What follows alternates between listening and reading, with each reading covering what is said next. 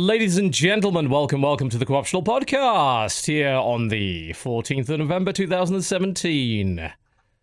Hello. How exciting. Hello. How are you? Hello, welcome. Welcome to the podcast. What?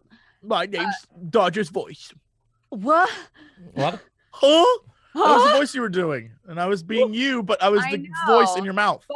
But you implied that that's how I talk all the time. No, Instead just of currently. saying we're This is both- how your voice is currently. But well, I thought that we were both like kind of being like Kyle's cousin. That's my favorite character in that game. Can we just talk about how Kyle's cousin, Kyle, in South Park Fractured But Whole is literally my favorite character when he randomly shows up in battle and it's just like, It's amazing. fellas, I'm here to help you. Oh, I fractured my devium. It's like, what? I love it because he literally doesn't help at all. Never. He just or interrupts hinder. battles. It doesn't do anything. It's the same as like when a car shows up and everybody goes car and they have to move aside. It's the exact same thing. He just shows up in the middle of a fight, tries to do something, hurts himself, and goes, "Oh, I'll try again next time. This is really fun, guys." I think I fractured my pelvis. He just walks away. And he's like covered in blood. And you're like, that poor boy. He just wants to play so bad. I can be a kite too, Kyle. I love him. I love that game. What a I guess we're getting straight in on that one then. So, South Park, The Fractured But Whole, both of you have been playing quite a bit of it, right? Yeah. Yeah. E-Money in chat said Super Craig is best character. Super Craig is best character, by the way. BT Super Craig dubs. is best character for the lines. He says all of the best lines, but also he hits so fucking hard. Like he's kind of hard to maneuver into position. But Super Craig's good, but also Call Girl is very good as well. I Call love Girl's my Call Girl. tank. Call Girl's so No. strong. Call Girl can hit from like anywhere. It's amazing. She's Call Girl so is OP. Right Yeah. now, my team is Super Craig, Call Girl, and Professor Chaos because I can't leave Butters at home. I have to take Butters wherever I go because I love Butters. Butters has one of the best ultimates anyway. Yeah. Oh, anytime you can go like, Chaos is here. I love it. And he uses a hammer. It's great. I actually really love Kenny. Having Kenny on my team is also. You mean Mysterion? I'm sorry, Mysterion. His ultimate is so good. That's because he's the only superhero besides Mintberry Crunch. Hashtag where's Mintberry Crunch, y'all? Where is Mintberry Crunch? He went home? Did he fly only home? other true superhero. Did he fly home? What happened to Mintberry Crunch? Mm. I miss him so much. He was the one true Mintberry Crunch. What a great series of episodes. Yeah. Fuck, South Park's so good. Oof. Yeah, the first time that I realized that it makes sense that when Mysterion dies, you can still use him and you can give people like cold and then they skip a turn and shit. I was like, you're still so useful. This is amazing. He's Yep. great. Yeah. Yeah, what a fun game with about 1 million callbacks to a lot of crazy shit in South Park. If you're a South Park fan, more than the first one, this game has a lot in it. I was honestly like, think this one is- whoa. I think this one is more funny than the first one was. Like, I think just all around, it's a better game. I agree. Miss the Chimpokemon. Where are they? They're Miss there. them. Well, they're all collected in your garage because you got them in the first game. They're I there, know. though. I know, but I just. I like that we go around collecting the yowie. Oh my god! I like the way they say it. Yowie collector in that game. Because I like that yowie we- obviously sounds like someone's getting hurt. Oh. I The fact that Craig's dad collects it is so fucking weird to me. I'm just like, no way. you're I his love father. Craig's dad and Tweak's dad are so into it. I think it's so funny. They're just like, having a gay son really helps with the coffee business. It's hilarious. It's so good. And then meanwhile, both of the moms are like, "Oh, I just want my son to be happy," but the dads are like on another like Obsessed. weird level. Yeah, that's like what a crazy thing to add to the game from a very silly episode that was literally just about them being like, I don't know why they keep pairing us together. Like, Yeah. all right, well, I guess we should just accept it. We're gay now. Like, I just love that that's the moral. Like, yeah, all right. We love each other. Yeah, it's great. Yeah. Look, they have the healthiest relationship in that entire show, hands down. True. Yeah, that game is fantastic. I love that there have been a few fights where I'm like, wow, I need to like switch up my characters and like my tactics here. Like I need to actually think about how I'm coming at this fight. The two fights that really, thankfully I got through them, but they scared me. The fight in the strip club. Okay. No, like this, the fight in the strip club and the fight in the storage facility. Those two fights were like, because they add the element of like, there's things happening on the grid now where you have like, if you don't get out of the way or you don't move or do something fast enough, you're screwed. And it's like, oh. That's interesting. The fights that have been the hardest for me so far have been, I'll just say locations. In the lab. Okay. And I loved the lab fight. I thought that was fun. I love it too. Very difficult though for me, for some reason with my play style. So the lab and the racism fight. I don't know how else to put it without being like. Nope, you nailed it. Perfect. Okay, yeah, great. all right. Yeah. I think everybody knows. Yeah, those two fights. I was like, this is. Oh my god! Specifically, the second one I just mentioned. I was like, this fight is so fucking ridiculous. Like, this is so hard. The fact that they give you the mechanic of your farts as it being useful in combat, I think is great. Yeah. The things you can do with your farts, I can't believe this is what I'm saying. The things you can do with your farts are incredible. And they change the mechanics of the game because there's some times where it's like, oh my god, this guy's about to unleash his super ability. Actually, no, you're not. You're actually not going to do that. And then they have to wait a turn. Because I have a super fart. Yeah, that helped early on with Stan's dad. Like Stan's dad gave me such a hard time, and I have no idea why. That's funny. That's like one of the earliest fights in the game too. I guess I was still learning the mechanics. I fucking loved that reveal. Like really. Like it's really early in the game, but I still won't spoil it. But I was just like, oh, of course.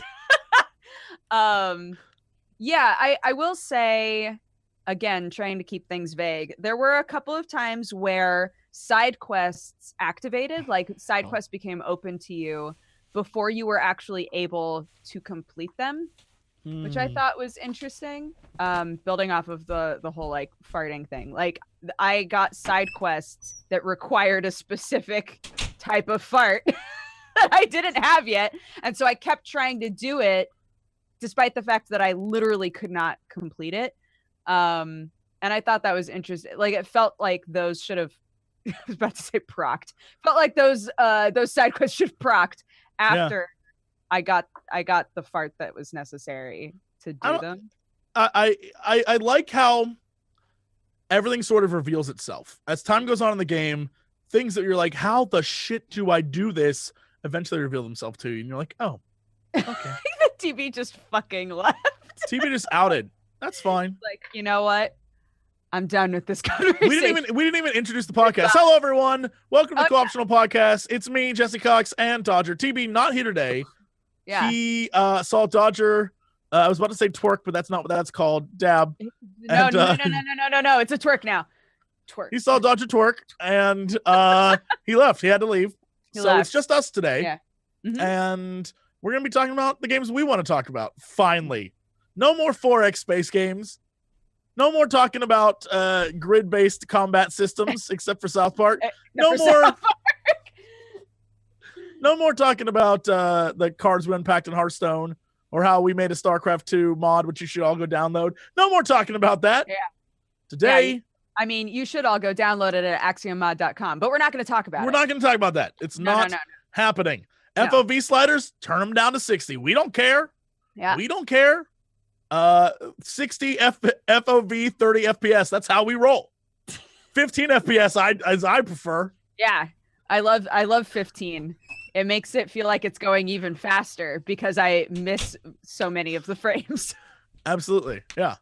Yeah. But man, South Park was a great game, and I just like. Did you beat it? I have not beaten it yet, so I don't know the ending. Either. Yeah. Oh shit! Maybe we'll beat it around the same time, And then we can be like, yeah, we'll have an office talk. Yeah. Yep. I'm surprised that it's, well, I guess I shouldn't be. I'm surprised. I was gonna say I'm surprised that it's taken me as long as it has, because I know people who like just sat down and slammed through it in one session. But The like, problem is it's just like there's much so shit to many. find. Yeah, if you want to take your time, there's so much fun stuff in that game that like I will never understand how people can blow through games quickly. I'll see like any of the main like huge YouTube Let's Play guys like Cool Carl and you know, Dave Player. Yeah. Dave, all those guys. Yeah. And they just like blow through games like that. And it's just like, did you enjoy it? Did you take a moment to like enjoy what you were doing? How's that Did you relevant? make all of the costumes? Like, You know I just have exactly so many why questions. they blow through it. Well, because it makes financial sense for them to do it because they can get all the episodes up and then people will click. I get it. They want to make money. But like, as a human, as a gamer, do you have fun anymore? Like, from me to you, I just want to know. Call me, slide into my DMs. Just let me know you're having fun still. That's all I care about. Yeah. I'm looking out for you. That's all. Don't burn out, kids. Yeah, I don't think I could, for the mere fact of, number one, I have to collect all the yaoi, and number two, Obviously. obviously, and number two, anytime there's a possible costume piece to buy from somebody or a blueprint to buy from somebody, I'm like, I need to go find some cash, and then I'll come back. Like, I have to have all of them. So yeah, that's been my big thing. Oh man, I just realized I still haven't gone back to Bebe. But she still has so many hairstyles I haven't bought. Shit. I can't platinum this game though because I got it for PlayStation, so I can't platinum it. I have to make my first platinum ever. Sunrun Kagura, Peach Beach Splash, quite possibly the best game ever. Dude. Look, you all think it is jokes, and for the first 25 minutes of the game, it really is a joke about like ninjas ending up in bikinis with water guns. But Right. the actual gameplay is like Splatoon meets Destiny, where like you are like, it is fun. It is super fun. There are multiple water guns. Each water gun has different abilities. There you have a double jump, and then you can like float around the map. There's a reload thing where you just jerk off your thing until it like reloads. It's great. Sure. It's great. The game is good. It's a good game. And the loot boxes also give you like cards of girls because whatever. 'Cause of course. It's actually fun. This is like when I say, oh yeah, one of my favorite games when I was younger was Dead or Alive Beach Volleyball, and people are like, haha, and I'm like, no, but it was actually really fun. Yes, like Really the enjoyed other- it. the other Sunrun Kagura games, like at their core, if you look past the fact that they're literally just like, there's boobs and there's these girls, they're actually, one is a cooking game that's like literally the DDR of cooking games. One is a Dynasty Warriors fighting game. Like they all are genre games that are good at the core. You have to overlook the fact that it's like a game made for me and it's all just boobs all the time. But Right. I mean, it's genuine. They're genuinely entertaining. I have to give them the shout out that they deserve. It's crazy to me that because most of the time, you know, like a booby game is just like, all right, that's cute. You tried. But like they actually made a real game, which I am very confused about because I want to know the funding that goes into this. Who is the one who's like, make me a game that's like Splatoon, but with anime girls with huge boobs? Now go forth. Who's this guy? It's obviously some Japanese dude, and I want to meet him and I want to shake his hand. His That's name all. is Hesse Mox. Hesse Mox? And he lives in Japan. And he I'm has down. no beard. Is that a regional name? Hesse. Something rather specific, know, I would Hesse. imagine. Yeah. What accent was that, Dodger? What? Hesse. You know, Hesse. Yeah, Hesse. was you that know. also a regional accent? Hesse. From the Akita prefecture, yes? Like, Yeah, you know, from Japan, Hesse. Hesse. He where grew is up where, in, where? How did we get? Okinawa. Do not worry, it's Hesse. Yes, grew up in Tokyo. Is not. Don't worry. Grew up in Tokyo in the Baras. The gulags of Tokyo. but also life. in Soviet Russia somehow. He Yeah. traveled around a lot. Let's And just put maybe it that way. Mexico. I don't know. We hit a lot of Yes. points there. Yeah. Yes. Good guy. You know, those TB, are you famous okay? Russian barriers. Yeah, just got a little nosebleed. Don't worry about it. Oh, No big deal. gotcha. We I thought maybe because during sound check, TV was complaining about the gardeners outside, so I thought maybe you went out I'd there. actually We thought you gone went crazy to and open killed a fire. man. I mean, I do consider every once in a while. It's just like, you know, we could probably scare them with that. I'm not allowed to do that anymore. I have to check who's in the backwood because I did start target shooting one day just with a BB gun, but you know, still. Right. And accidentally I heard a voice back there. It's like, hello? I'm like, oh shit. So I was just sort of firing randomly Hello. upwards into the trees. I'm like, oh, you'll probably stop doing that. But no, don't shoot at gardeners, kids, not under any circumstances, with anything. It's a bad idea. Yeah. Yeah, I mean that's genuinely a terrible idea. Genuinely a pretty bad idea, yeah. But no, I haven't, as you probably have noticed, I have not played South Park at all, and I certainly haven't played Senran Kugura or whatever it is.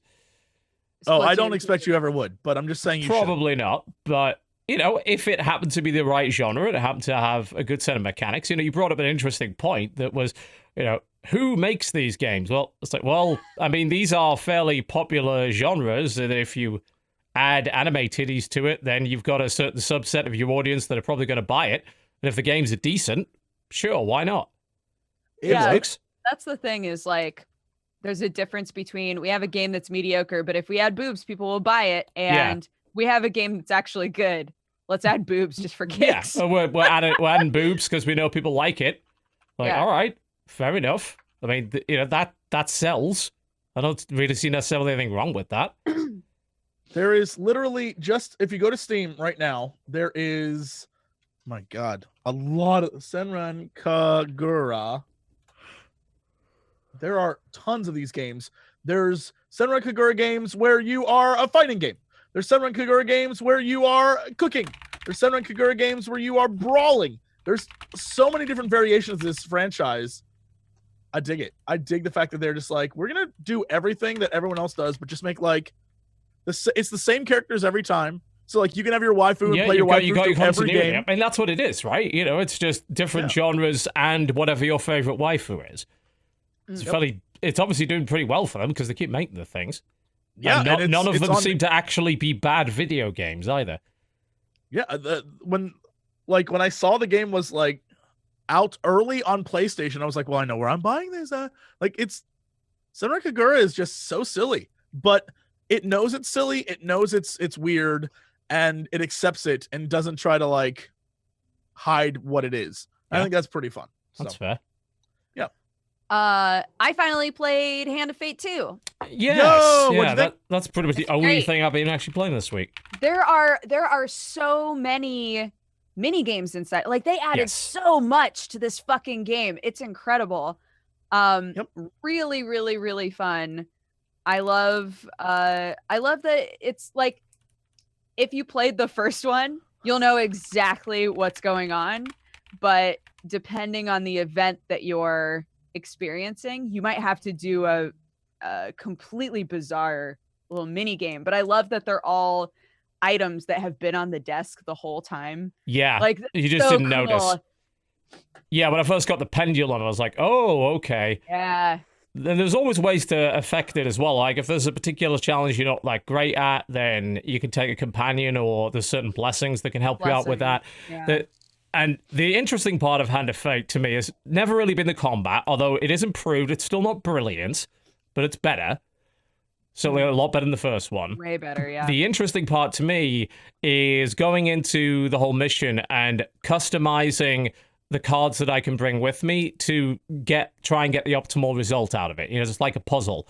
And like going in there saying, right, well, I know that there's going to be a lot of this in there. It said there's going to be like a lot of dice games in there. So what cards do I know and encounters do I know I can have that will potentially get me benefits in that regard? You know, for instance, there's one which has a massive problem with food. So I knew that there was a thing called a Temple Blessing, a card called Temple Blessing. that could give me this sort of food gambit thing. Wherever you gained gold, you also gained food. So I'm like, Yeah. okay, so if I put that in my deck and acquire that fairly early on, that will help me here and all that sort of thing.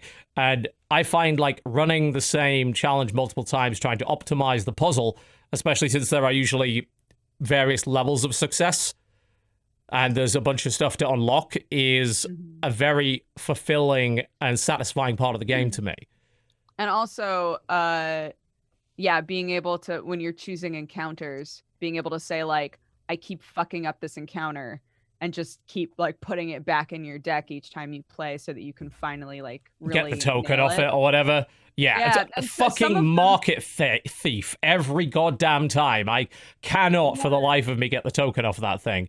Yeah, some of them, it is not clear how you're supposed to get the token, and I kind of love that like I'm gonna need to try multiple times and see like what is the variable that I'm missing. Yeah. Like with the, and don't tell me how to do it, obviously, but the cartographer, every time I meet the cartographer and he's like, thank you for your information, and then I leave and I'm like, what the fuck do you want? Like, I don't know if I need more information or if there's Probably like just it's more, it's but- cool that way. Yeah, there's a lot of messing around you can do. You know, it's sort of like, well, I can bring a deck of things to encounter that will help me, but the challenge is themed in a particular way and has a bunch of unique encounters you're not going to see anywhere else as well. And that's one of the big improvements they've made. Every challenge in Hand of Fate 2 feels like its own self-contained story, because it is, with a bunch of unique mechanics you won't see anywhere else, with a bunch of unique cards you won't see anywhere else, usually with a decent amount of enemy variety. You know, I'd like to see maybe a little bit more of that, but we are starting to see it come at you the further you get into the game. Yeah. And some of them end up being great. I have really enjoyed, I don't know if you've got to this one yet, I think it's the Hierophant, is No. a big Oh, puzzle that's about the good. leader of a thieves guild. And in 3 nights, someone's going to assassinate him, and he knows it's one of his 3 top guys, but he doesn't know who. But he knows a set of characteristics about them, like, under this circumstance, this person will always tell the truth, etc. So it becomes this riddle, and you learn more clues as you go along, try and gain the trust of them, and then you have to make the determination at the end of it. And you could beat the thing by just calling anyone's name and then just killing them in combat. But if you want to platinum it and get the really good cards out of it, you have to have figured out the whole puzzle and Right. deduced who the person is. And that was really, really enjoyable. You know, that felt like a whole different game to me. You know, they'd use the cards and the ideas of the game in a very unique way. On the flip side of that, there are times when there are challenges that just aren't very interesting. I just did one that was a bunch of fighting infected in the city. And you've got to try and get everybody out of the city if you can, in order to platinum the thing. It's just a lot of fighting. And Have if you're not fighting, you do the pendulum things to reduce the amount of things you fight. And that's basically it. And it's very repetitive. I know you mentioned the Hierophant. Have you done the Devil Challenge? No, I don't think I'm there yet. I don't That know shit how will far that I change- don't know how far that is in, but It will change your thoughts on this game. It like literally is a different, like, it makes you think about everything you've learned so far and then like spins it on its head, because it's the Devil Challenge and it's amazing. And I won't spoil a fucking thing. All I'll say is everyone play this game, get that far, and be like, what? And yeah. It's great. Have you guys, TB, you've streamed it, yeah? I have not actually. I did mean to. Oh. There does have some Twitch interaction. I Yeah, assumed you okay, messed around with so- that. Yeah, I used Twitch integration at the very end of my stream to see what it was like. It's really nice, really non-invasive. You get to decide whether or not you want chat to help you. Yes. So like you turn it on and you can say like, yes, there are little tick boxes for all of the different things that you might want help with. So you could say like, I never want help with an encounter, but I do want help with this other stuff. Yeah. But even then, it doesn't automatically happen. So like if I am in an encounter and I'm like, man, I don't really know what to do, there's a button at the bottom that says vote. And you have to click that in order for chat to help you and vote on it. It Right. doesn't automatically happen, which is really, really nice. Yeah, so I really like that. The only thing that does happen automatically is that every 8 cards, I believe, every 8 like new cards that you hit, chat will throughout that time vote on something that they want you to have. Right. So like say that I hit my 8th card and they were like, we want you to have a little bit more food. Like the majority of people wanted you to have more food. So you get like 2 or 3 more food, right? It's never a ton. It's never so much that you're like, all right, I'm fucking set. But they can also take away. They could say like, we want you to have less food, that kind of a thing. And there's always 3 choices. And then, the other hilarious thing that happened was a dev came into my chat.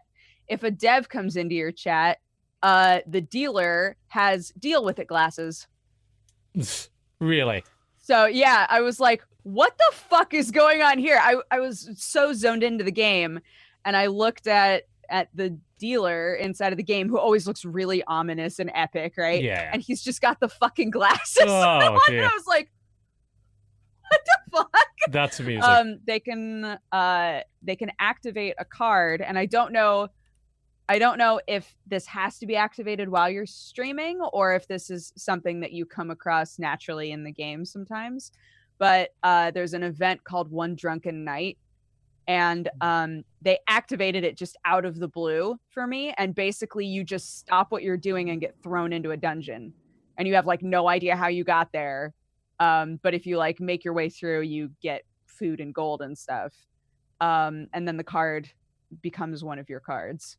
So I was like, oh, that was pretty cool. The devs can also change the clothes that just in general, the clothes that the dealer is wearing. So I looked over at one point and he was wearing a pirate hat and shit. And I was like, what the fuck? But the Twitch integration, is really, really non-invasive. Like you still get to play the game how you want to play the game. They don't do it in a way where you feel like you aren't in control or you feel like chat has too much power. You get to decide how much power they have, which is really nice. Yeah, I'm always a little skeptical of Twitch integration in that way. It's either the chat's just going to decide to be a pain in the dick that day and make your job harder, or decides to just make the game too easy, which then isn't really entertaining. So I'm not really sure what the role of it is. It's just a gimmick, really, in many ways. But I'm glad to see that if they're going to put it in, at least don't go crazy with it. Yeah, it makes a lot of sense the way that they did it, I think. Otherwise, the game is good. The weak point is still the combat. It's better than it was, but especially in that mission with the infected, it was just like, these guys are brainless. Like, it's just click, click, click. Occasionally, when you need to, hit block. Click, click. So I have heard Northern Lion was saying that it does get much trickier later on, and you do have to be a little more careful. But I think mechanically, Lion's like an idiot. We know that. Yeah, right? I mean, he is terrible for one thing. Yeah, and, I mean, he's terrible at video games. So yeah, okay. so I can't really necessarily say that really means anything. But I like that. I don't know about you guys. I use my special a lot. Yeah, much and I like that depending on what sword you have, your special is completely different. I think that's really cool. I love that I can dodge roll. That's great. Yes. I just hit people a few times, then roll to a new group of people and hit them a few times, and roll to a new group of people and hit them a few times. I enjoy riposte quite a lot. If you defend against certain enemies and you instantly hit them back, you get a little combo, which is really good. Yeah. So they've fleshed it out a bit, but ultimately it's still a roll around, block, dodge, hit things until they die sort of thing. And it's just because the game doesn't really have any moves. Like, it doesn't have a move list. It's just hit things or don't hit things and occasionally hit your special. I think if they had different move sets and combos for each type of weapon, that would probably vary things up a little bit. So it's fine. There isn't a huge emphasis on it, I don't think. I feel like this time around, depending on the mission, there's a lot less combat. And you can do a lot more with the cards, which is what people seem to actually like. Yeah. But I don't hate the combat. It's just, it's filler to me. It's not massively fun. I think the mini games are way more difficult now. The pendulum is a bitch. That Oh, I'm that fine with the pendulum. screws with me in a big way. The wheel. The wheel is I'm good with really, the really wheel. hard for me. I could nail that burning building card pretty much every time. I'm pretty good with the wheel now. Fuck, really? Yeah. God, okay, so for me, every time I do all the timing. burning building encounter, I get the first 2 people easy peasy, and then when the wheel speeds up to that point, like to rescue the third person, I can't do Yeah, it. if I recall correctly, it's about when it's at the 12 o'clock position you hit it, then you usually get it. That's what I tried. Yeah, that worked pretty much every time for me. That's but what I tried. the to pendulum just screws with my brain because there's too many moving parts to it, and I just get freeze up. I'm like, I don't even know what's happening. do. Yeah. But yeah, it's a very really, really good game, and there's a lot of content in there, and I'm liking the fact that every single challenge feels like a nice new self-contained thing with its own ideas, and it encourages experimentation. I need to get more platinum cards. I also only have like 1 infernal card, and I went to it and it just sort of damaged me and sent me away, so I'm not sure what I actually needed to activate that, but I'm interested to mess around a little bit more with those. I like that there are like I got a card that I didn't even know was a thing, where I had played up to, I think I was on my 4th storyline, something like that. And at the end it was like, hey, you've made an attempt to save every city you've been to. Here's a special card. And I was like, yeah, oh, that's pretty awesome. Like depending on the sort of choices that you make, you can get cards that will benefit you later. You can. A more obvious one is like I think there's an inn encounter that you can go to, and if you try to protect the inn or like help with the situation at the inn, then you get a card that's like the friendly innkeeper. Friend of the innkeeper or something, and it's basically just like a trader's den. It's good. Yeah, I love stuff like that where you're like, oh, there's actually a permanent benefit to me making this choice. Yes. Yeah. I keep going back to the arm wrestler, and I'm wondering where it's going because I'm getting a lot of money now from the arm wrestler, and I'm thinking, there's got to be like an end to this, and maybe there's a special card that I get if I beat the main guy. So I keep putting it in my deck. If you have the dice blessing too, it's like yeah. Oh yeah. I'm good. Take the dice blessing and the northerner companion that gives you an extra dice if you need it. It's like, yeah, I can nail this. Oh, is that what he does? I haven't used him yet. I literally just got him. Yeah, he's very good. I'd say he's better than the magician dude. His in-combat ability is very, very good. And I'm doing his quest line at the moment. It's not easy at all, but there's probably going to be something nice at the end. So, yeah, overall, it's been a good time. Been investing a lot of time in that game. Like, I haven't had time to play much this week, but most of what I've decided to spend my time in has been that one. And it's, for the most part, been very satisfying, with the exception of that fucking city mission that can go to hell. Kill more of this. Like, no. I don't even want to platinum that thing now. Apparently I missed, like, 2 civilians. That's like, oh, because you didn't get, like, 2 out of 60, you don't get the platinum card. I'm like, oh, fuck, they're doing that again. Yeah. Oh, well. That's that. Jesse. Yeah, there's an event that I have to do right now that I've tried, and I really don't want to try it again because it's such a long line on one card. It's just such a long series of events on one card, and I'm just like, too much. This is difficult. It's great though. Very good. Jesse, got anything? Man, I have just been like in and out of like, can I just say I am right back where I was before with Destiny, where Destiny 2, I was like, all right, I love some of the changes they made. This is pretty fun. And the minute you get to endgame, it's like, okay, unless people are around to do stuff with, boy, is this game boring. I just can't. I want to play. I want to enjoy it. I want to love it more than you know. I just, every time I'm just like, well, I ran 3 strikes and cool. I guess I could PvP. People are like, well, you gotta like get to 260 so you can raid with us. And I'm like, but that's a lot of work. The game for Sam right now is like a space out game. Like he just plays it when he wants to just On like autopilot. space out and shoot people. Like, I get that, I understand that, but my space out games are like, I already have those, and so this would be like Right. another space out game, and I'm just like, I don't know that I have the pay. Like, it just seems like at the end of the day, it seems like another game on the BattleNet browser of like, hey, did you log in and do your dailies today? It's like, I Right. can't do this anymore, Blizzard. I can't do dailies anymore.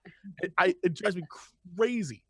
Everything's dailies. Did you log in today? Did you do your dailies? It's like I don't want to do dailies anymore. I just I don't want to do that.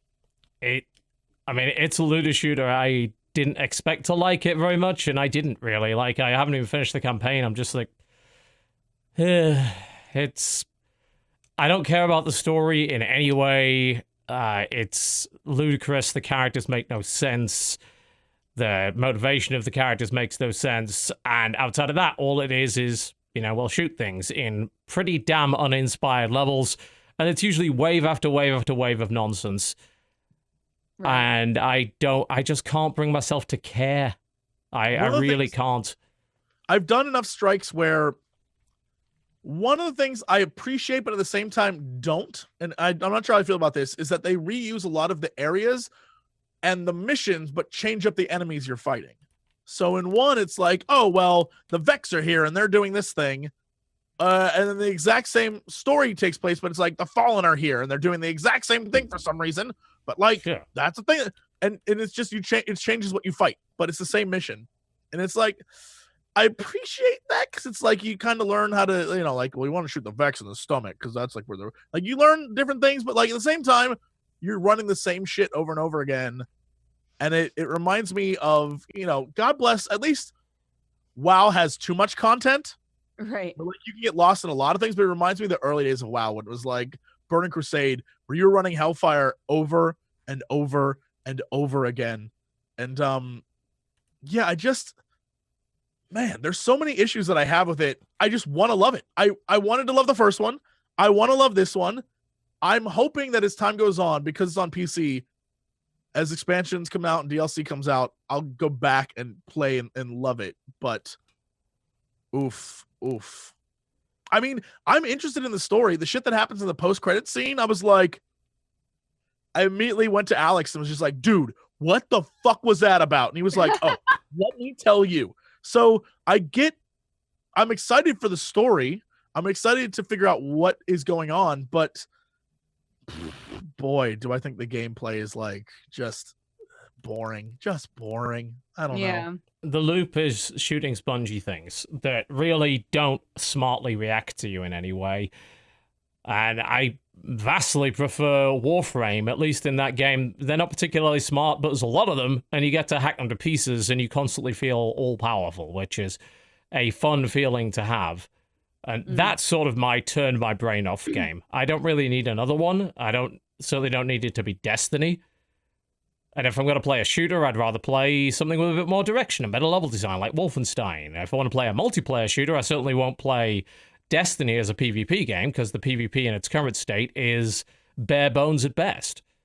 And there are much better options. There's like everything that Destiny currently does, there's another game that focuses on that and does it pretty well. You might say, well, Destiny does all of the things. Yeah, but I don't actually really need one game that does all the things sort of okay-ish. I'd rather play the parts of it that I like to their best possible ability in a different game. Yeah. Oh, I don't remember who. Someone in chat said that Jesse's suffering from MMO burnout because of WoW. I totally agree. 100%. I think because I played WoW as long as I did, you eventually hit a point where like every MMO, be it MMORPG, MMO FPS, MMO whatever, you see the same cycle, and you like, it's sort of like the Matrix. You see into the code and you're like, no matter what this game is, at the end of the day, it is about collecting shit and gearing out, and then when something else comes out, replacing all the gear you just got, and the cycle continues. And it's about community. more than it is about the game. The problem is that the more shit that exists, the less those communities are important, and the less people give a shit. And so when the community's not there, you're not there. And I think that's why WoW still exists as it does, because the community there is so huge. A lot of people who I know from guilds and things aren't necessarily there for the WoW part of it. They're there for the friend part of it. And that's why BlizzCon every year is such a success, because people go to meet their guildmates and stuff. And so, yeah, MMOs, I think just the genre is, I think I'm burnt out on the genre in general, but I'll always check stuff out. I'm looking for the one that's going to like inspire me again. And none of them have so far. I don't know if they ever will. I think we're past the point of being able to enjoy that on that level. Yeah. Well, I mean, this is I think someone in chat just brought up EverQuest. I think people who played EverQuest had that sort of like, I'm burnt out. So when Final Fantasy 11 came out, they tried that and were like, I can't get into this, blah, blah, blah. Then Warcraft came and changed the game. It was like, you don't need to be in groups all the time. So there's the potential that someone comes up with a creative idea. Like, people are smart. The gaming industry is changing all the time. There's going to be something. I just don't know if we'll see it anytime soon, but I hope something cool comes out. Yeah. And changes it up, because as it is, it's a stale formula. It drives me crazy. It's the same thing every time. Yeah, that's how I feel about Destiny as well. And I didn't bother pushing it because I know that what's going to happen when I hit 20 and start leveling light stuff is the same thing that's happening now. It's a dull grind for dull items. No, don't really want it. I've still never played it. Oh, I don't miss it much. You're not missing out, really.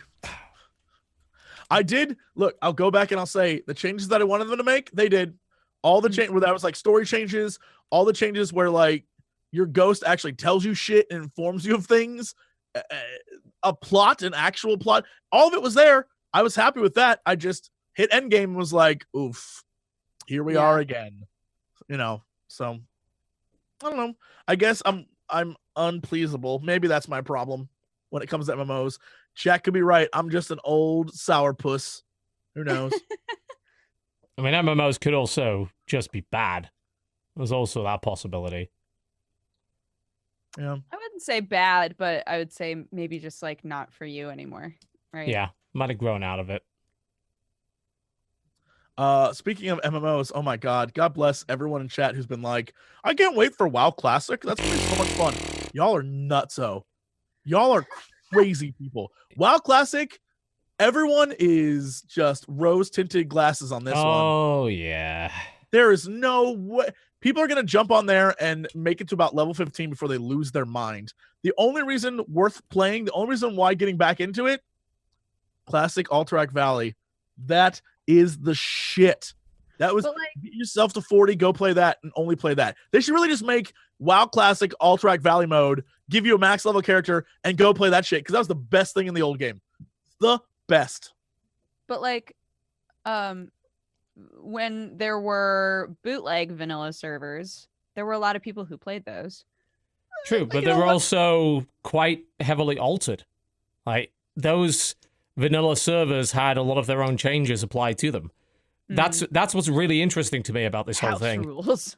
Well, yeah, basically. What are they going to change? Because there's no way they're releasing it, and I think we had this discussion last week. There's no way they're releasing it in exactly the same state as it was back then. And if they do, they're crazy, but they're not going to please everybody regardless of what's going to happen with it.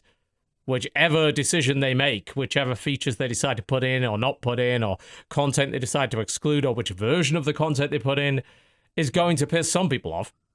But Jesse's right on the button that, yeah, there's a huge amount of rose-tinted spectacles when it comes to that game. That content, compared to anything that comes out now, is bad. It's just plain awful. So I swear to God, I wish I had saved it. I know it was on my Twitch for a long time because I ran the stream of it, but going back and running Molten Core again during the 10th anniversary was literally just like bashing your head against a wall. People were so clueless. No one knew what they were doing. It's 40 people you have to manage. It was half the people there would leave after like 3 bosses thinking they beat it.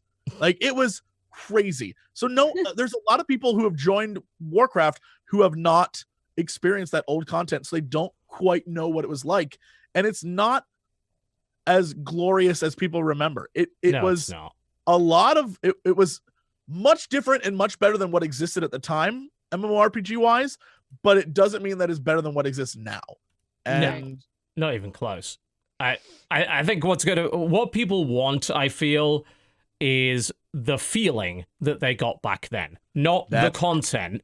The problem is I don't think you can recapture that. There's some steps you can take that will allow that kind of thing to happen, like make sure, get rid of a dungeon finder, get rid of cross-server matchmaking so that, you're having to cooperate with people on the server, kind of try and push that sense of community a bit, but I don't think you're going to recapture everything. It's not going to be the same, and it's just if they keep the content the way it is, then it's going to be you chasing that impossible dream while also trying to play bad content that you don't like, which isn't going to help anybody. Yeah. Yesterday, somebody asked me, hey, if you could play a game that you love again as though you've never played it, right? Like wipe it from your memory and play it, what would it be? And I was like, I don't think that I would want to do that with any game. What I would want is to be a kid and replay that game. Yeah. Because it's different, right? Like the experience that I got playing Gitaru Man for the first time when I was younger, it wouldn't be the same as me now playing that game for the first time, right? I wouldn't appreciate it the way that I did as a kid. Same with and things like that. I have the perfect example of that. For weeks up until the re-release of TIE Fighter on GOG, I was so fucking hype. I was like, that was my favorite game. I used to, I swear to God, back in the day, make my own custom campaigns, get kids on the internet and shit to voice act in that shit and release it, and people would play. I loved that game. It comes back out on GOG. I sit down to play it and realize every fucking key on your keyboard is used in that game. Every single one. Everything. It's so complicated. There's so much to it that I was just like, I can't play this anymore. Yeah. I can't play this game anymore. And I realized that a game that I love is so old and so dysfunctional now compared to the UI and the mechanics we're used to, that it's unless they change the core of the game, it's unplayable for me. I couldn't do it. I sat down and was like, everything changes, everything moves, everything in this damn game. And it's well, you have to manage your power meters and you have to manage the yaw of the ship. And I was like, I can't do this anymore. I can't. Oh, yeah. It broke my heart. It broke my heart. So I think it's interesting when a game manages to recapture the feeling but doesn't just copy the complexity of the mechanics. Right. There are some games that manage to do that. Some people have disagreements on it, but I think the first XCOM versus the new XCOM, there are massive differences mechanically, but it's especially with the first game, I think it recaptured that feeling, the feeling of sort of desperation and horror as well, going up against this unknown superior foe. And it got that back, and that was enough for me to enjoy it, I think, even without saying, oh, well, it's got all the same mechanics, all that kind of thing. We'll see. I'm sure there will be more games in future that attempt to recapture the feeling instead of just copying 30-year-old UIs and then expecting that to actually fly in 2017. Right. Yep. All right, should we go to a break? Sure. We'll come back. We'll talk a little bit more about the games we've been playing this week. You're watching the Corruptional Podcast. Don't go anywhere. We'll be right back.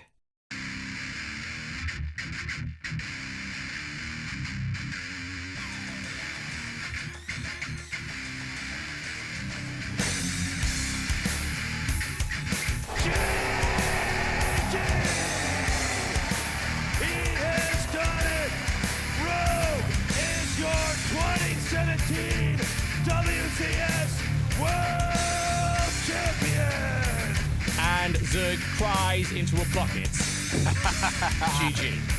Hail to the king! The world is yours for the taking! Lord, may you reign, long live the king!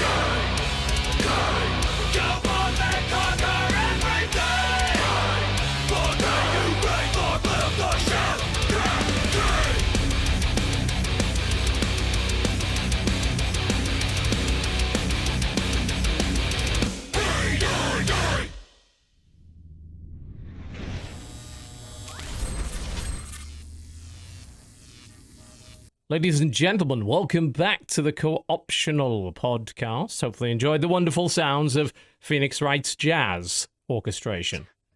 Yes, I don't think there'll ever be a time that I don't enjoy that. always. Indeed. Always. Someone randomly turned on the strip lights next to... Stop screwing with my lights! This is what happens when I give control of the hub to others. I should not. Never The mind. hub? You have a hub? What is your hub? It's the Philips Hue thing that runs all the lights in the house, That's awesome. which Oh. includes those ones. Unfortunately, it's on my wife's phone, who's apparently decided to mess with it. But, never mind. Troublemaker. Causing trouble. She just Yep. wants everybody to see your beautiful baby boy face. Yeah. Also, your beautiful starships of both the Federation and Empire.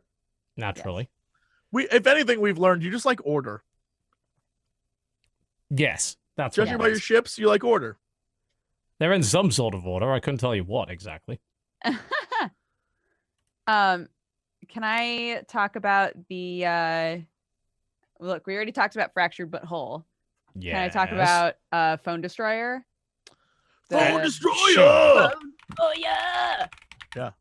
Yes, by all TV. means. TB, I think you would like this. It's Ah. literally Clash Royale, but side scroller. Doesn't sound too appealing, but continue. Okay. Never mind. I thought there were keywords in there that would make you go intriguing, but I can give up. That's cool. That sounds just like Clash Royale, but worse. But you know, what's the gist of it? All right, great. The basic idea is that you play the new kid, like in all of the South Park games, and you put together an army of the other South Park kids, and you fight against other South Park kids.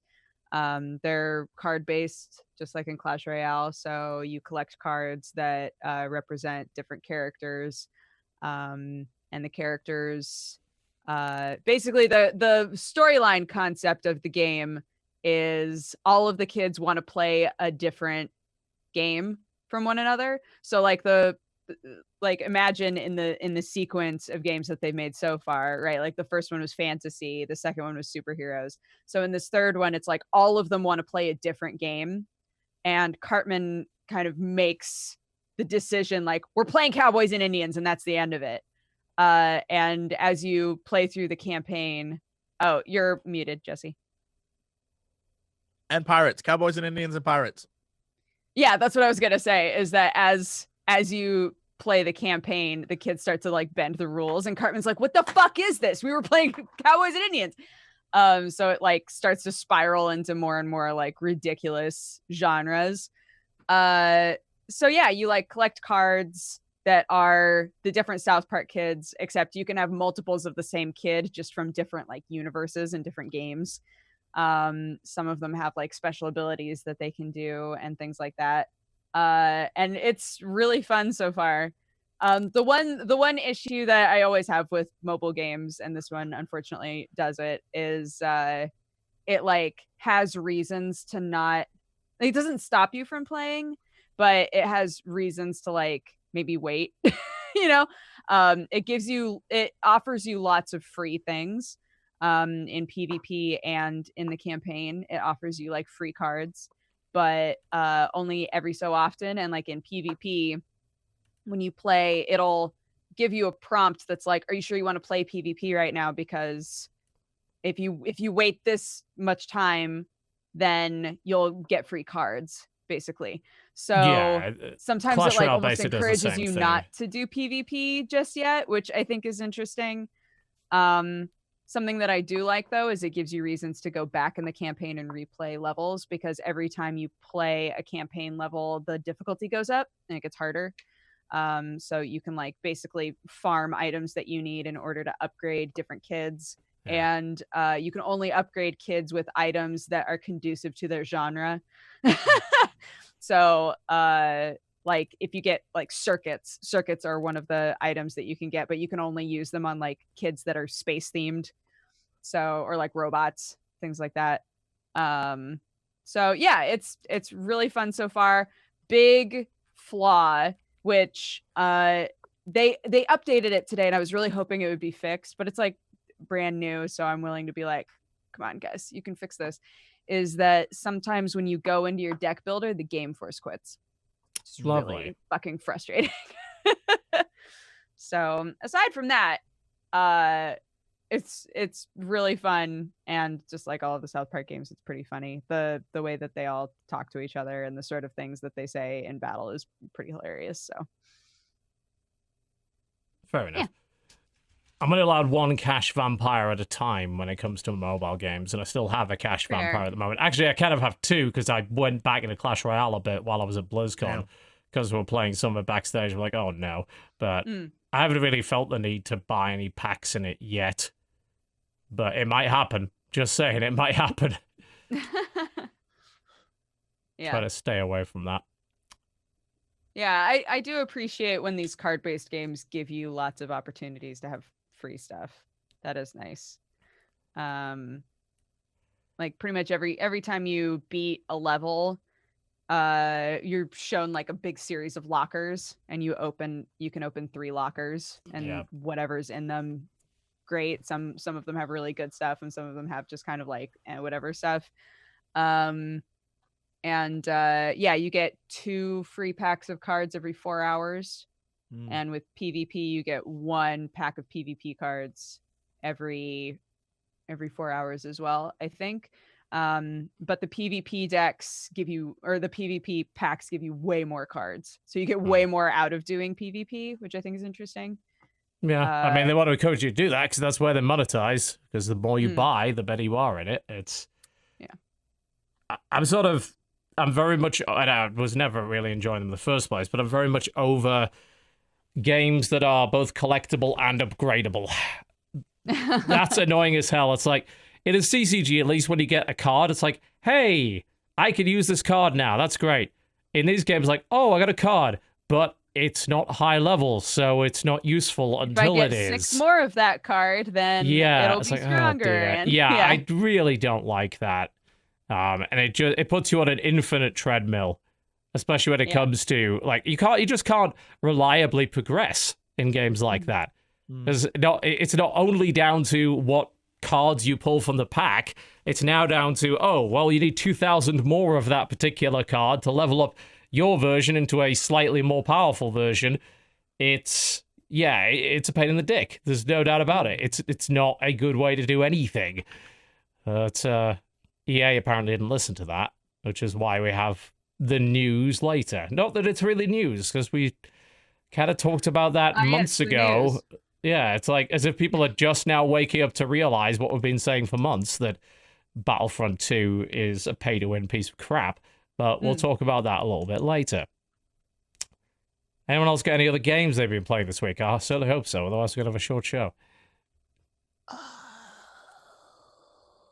It's going to be a short show, isn't it? Oh, what did I play? It's like I can talk about the 20 minutes of Assassin's Creed that I played. Sure. Yeah, I mean, I haven't exactly got very far in it, I have to say. One, good God, is that game demanding. Like, I haven't played a game in ages that has taxed the PC as much as this one. And I don't necessarily think it is justifiable either. It's like, well, it looks good, but it doesn't look good enough to bring a Titan XP to its knees good, you know? So I'm not sure what's going on with that. I've heard some rumors about them running 2 DRM systems on the same game, which is doing something to affect performance, but we don't really have any confirmation of that. May just not be all that well optimized. I mean, it runs above 60, but only just. It seems Right. like it's struggling, and that's in smaller areas, so when I hit the city, it could be a problem. It's a bit buggy as well, I noticed. The game music keeps breaking. I got into an encounter where it was clearly supposed to have some dramatic music covering up the voice acting, but it was deadly silent. So all of the threats of the enemy sounded kind of hilarious without the music to back them up, honestly. So that was fun. The initial encounter that I started in, which is like the tutorial duel, just broke completely and didn't let you advance at all from it. So I had to restart the game in order to get that to go. So that was great. But outside of that, I mean, it seems fun enough. It's suitably different from the other Assassin's Creeds to have interested me. But as soon as I got to the first village, I was like, oh, now I'm drowned in icons again. It's like, oh god, where do I go? I was like, I don't know. At the time, I wasn't feeling like being overwhelmed by a video game, and that's the first thing that game just did was just throw tasks at me. I'm like, whoa, come on. Yeah. Calm down. Hold your horses, or in this case, camels. But I'm interested to see where it goes. The fact that it is sufficiently different from Assassin's Creed is cool. I read this article that says, Origins is not a good Assassin's Creed game. I'm like, good, because there aren't any good Assassin's Creed games. The only one that was actually any good was the one that was least like Assassin's Creed, and that was number 4. So, besides, do we really want another Assassin's Creed game? The answer is no. We really needed that break, and we needed to refresh the series somewhat, which is thankfully exactly what we got with it. So, I'm certainly interested in playing a little bit more of it. You know, great, awesome theme by the looks of it. Combat system looks like it's got some meat to it this time.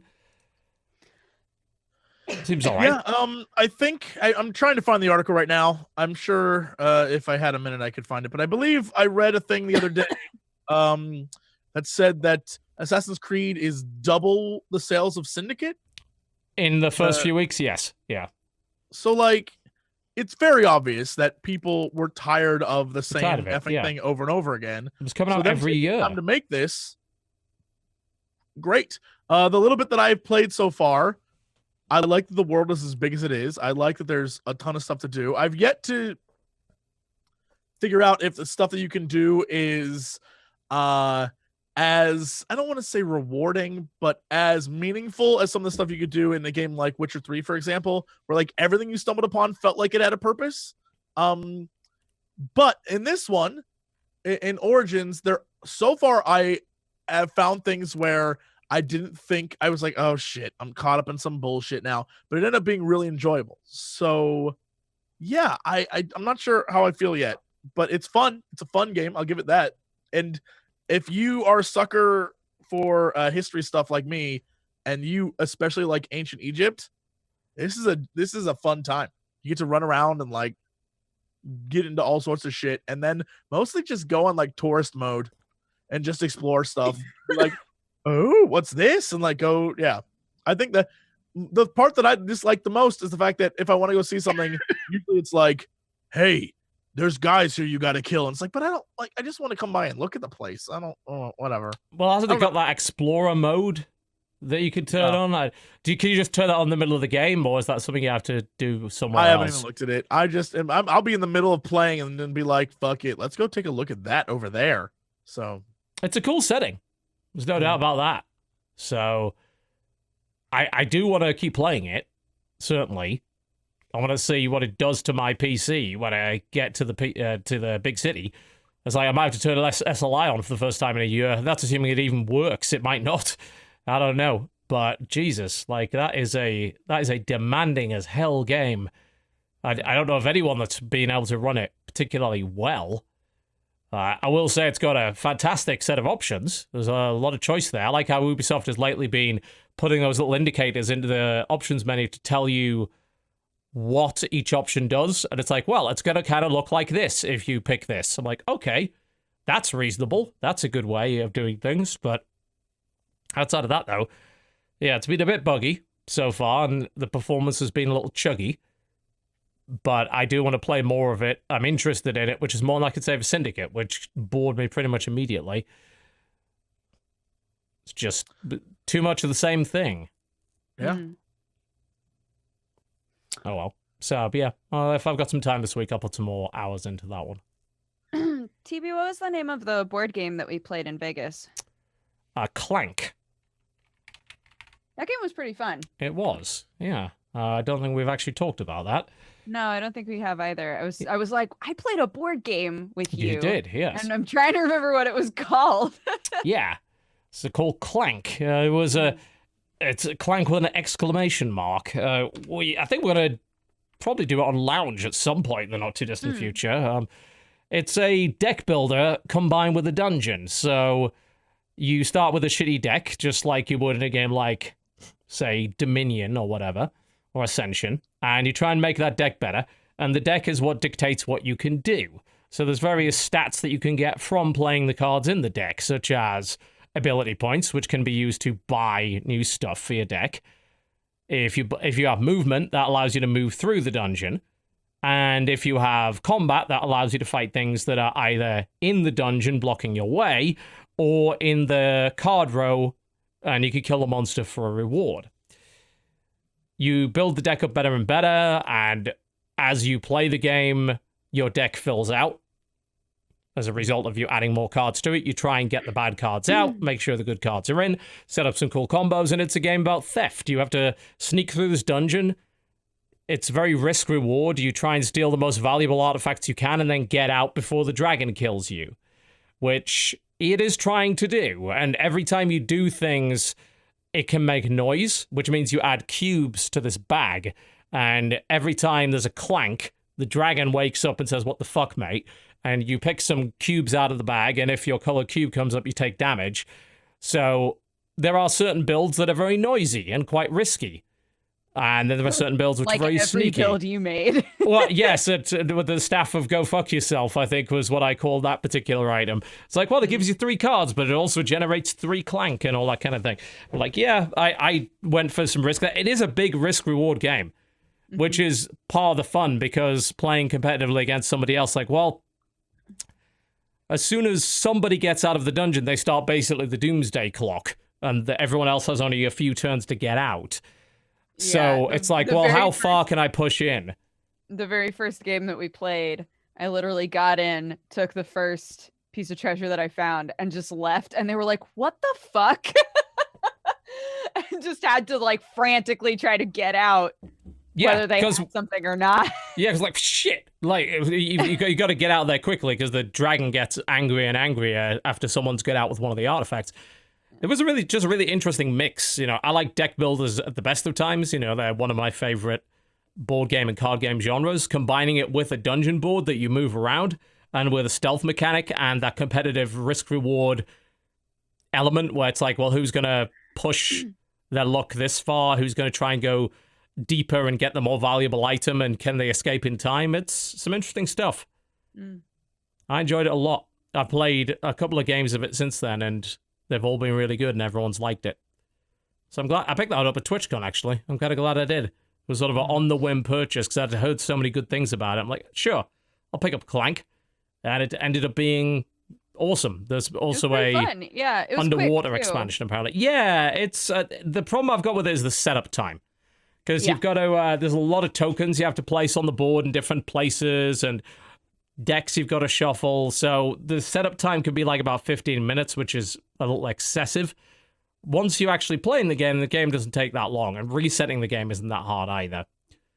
But yeah, there's a lot of little fiddly tokens to put in different places, which is why I think playing it on Tabletop Sim would be pretty good. That would save a lot of that. It's a fun game, though. I like that one. We did, I mentioned where we did Triple Agent, didn't I? The social deduction game that's on a single phone here. The mobile one, yeah. Yes. After we added a bunch of secret roles to it in the DLC, it gets a little ridiculous. Let me just put it that way. To the point where it's basically impossible to figure out who the fuck is who. So maybe don't go too ham on that. Add a couple of the roles and don't add all of them. That just breaks the whole game. But I want to see more games that are just on a single phone, because that's such a big thing about, oh, hey, I'm just happen to be in a group of 8 people now. God, I wish I had a card game or a party game to play. But I don't, because I didn't bring one specifically with this in mind. Oh, wait, there's something on my phone I can just break out and sets itself up and instantly plays. Right. There's some potential value in that, I say.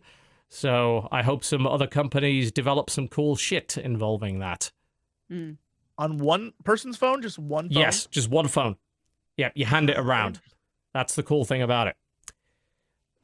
So it's always worth having. It's like, well, I always have this on me. If we happen to have a large group of people that just happen to be gathered up and they're into games and we have like a spare 10 minutes, let's play a round of this cool social deduction game, you know? Yeah. There's gotta be a game like that either exists or should exist. I'm just giving away free ideas. There's gotta be a game that exists or should exist that is a social deduction mystery game, but uses the same mechanics as telephone, so that as it passes between each person, it becomes slightly different and altered.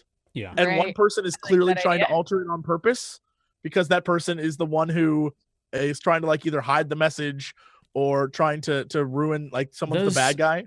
I think there's one that involves drawing. I'm not. That's kind of a. Isn't it like fake artist in New York or something like that? I can't remember. But the Artist in New York.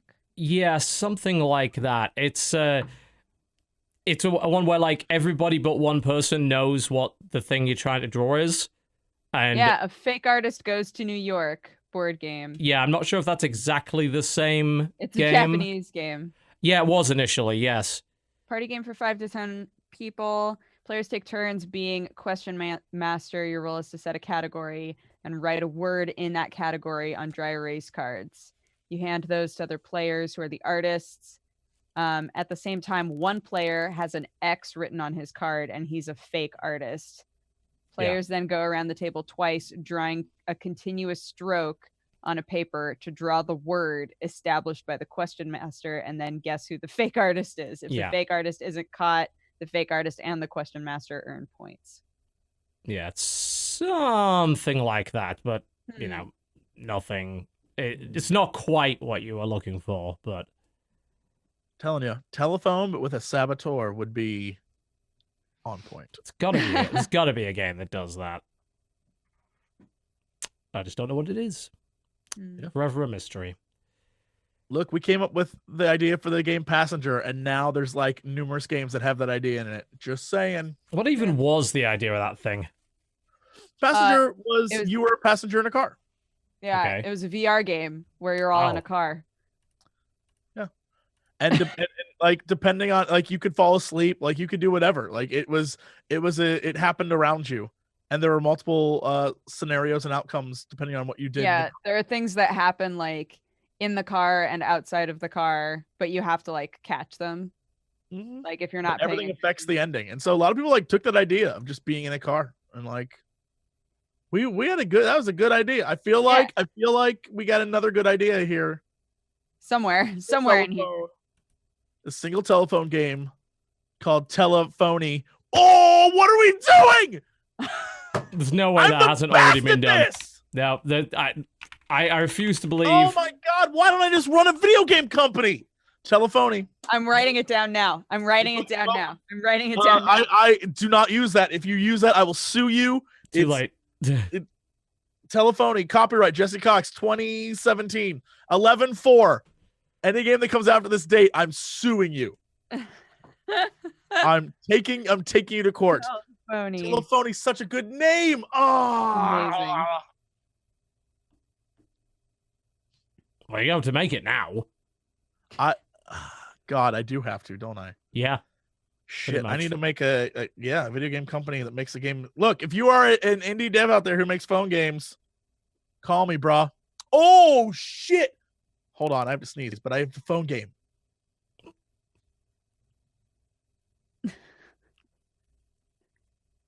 Okay, here's the thing. I think it might be on phone. Like an actual phone game you can play in the vein of the Mr. Robot game, but I played it on Steam. Oh my god, what is the effing name of this game? I need to find it right now. So here's the premise. You it's one of those found phone games. You find a phone, and this phone is on when you what is it? Phone game. I don't think it's called Emily's Away. Oh my god, what is this game called? Oh, Simulacra? Oh, Simulacra is what it's called. So simulation. Okay. Simulacra. God, Okay. I'm so happy I found this. Okay, so the way this game works I see is it. you find a Okay. phone. It belongs to this girl named Anna, and when you get into the phone, you find there's a video, and the video is literally just like her like crying, and she's like, "Please don't come find me. Like this is don't look for me. I'm so sorry. I brought this on myself. Like, they warned me not to do this. I can't believe it. And then the phone like hard resets, and you now have like access to the actual phone. And by digging around through the phone, you can find passwords to like get access to her Twitter account, or to like, because it's hard resets over time. It's kind of like a normal lost phone. Yeah. Because it resets over time, it's downloading all the old images and videos that she had. And so it's syncing up with the cloud. And so over time you get access to all the videos, but it does it in order of like from oldest to newest. So you get to learn about this girl, Anna, and about her job. And so what happens is you get access to her Tinder account, but it's not called Tinder. I don't know what they call it. But you slowly over time figure out what's going on with her. But it is straight up a horror game. There are things in it that are creepy and weird. They're jump scares, and it's literally just on a phone. It's awesome. I can't even stress. I can't. There's definitely something supernatural happening. There are.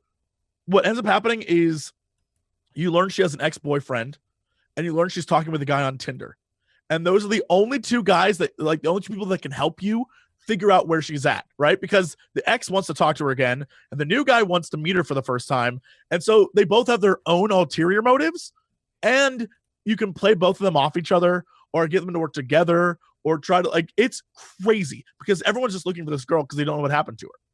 And I'm not gonna spoil anything. That's like the very beginning, but like, it's solid. It's a cool sounds game. awesome.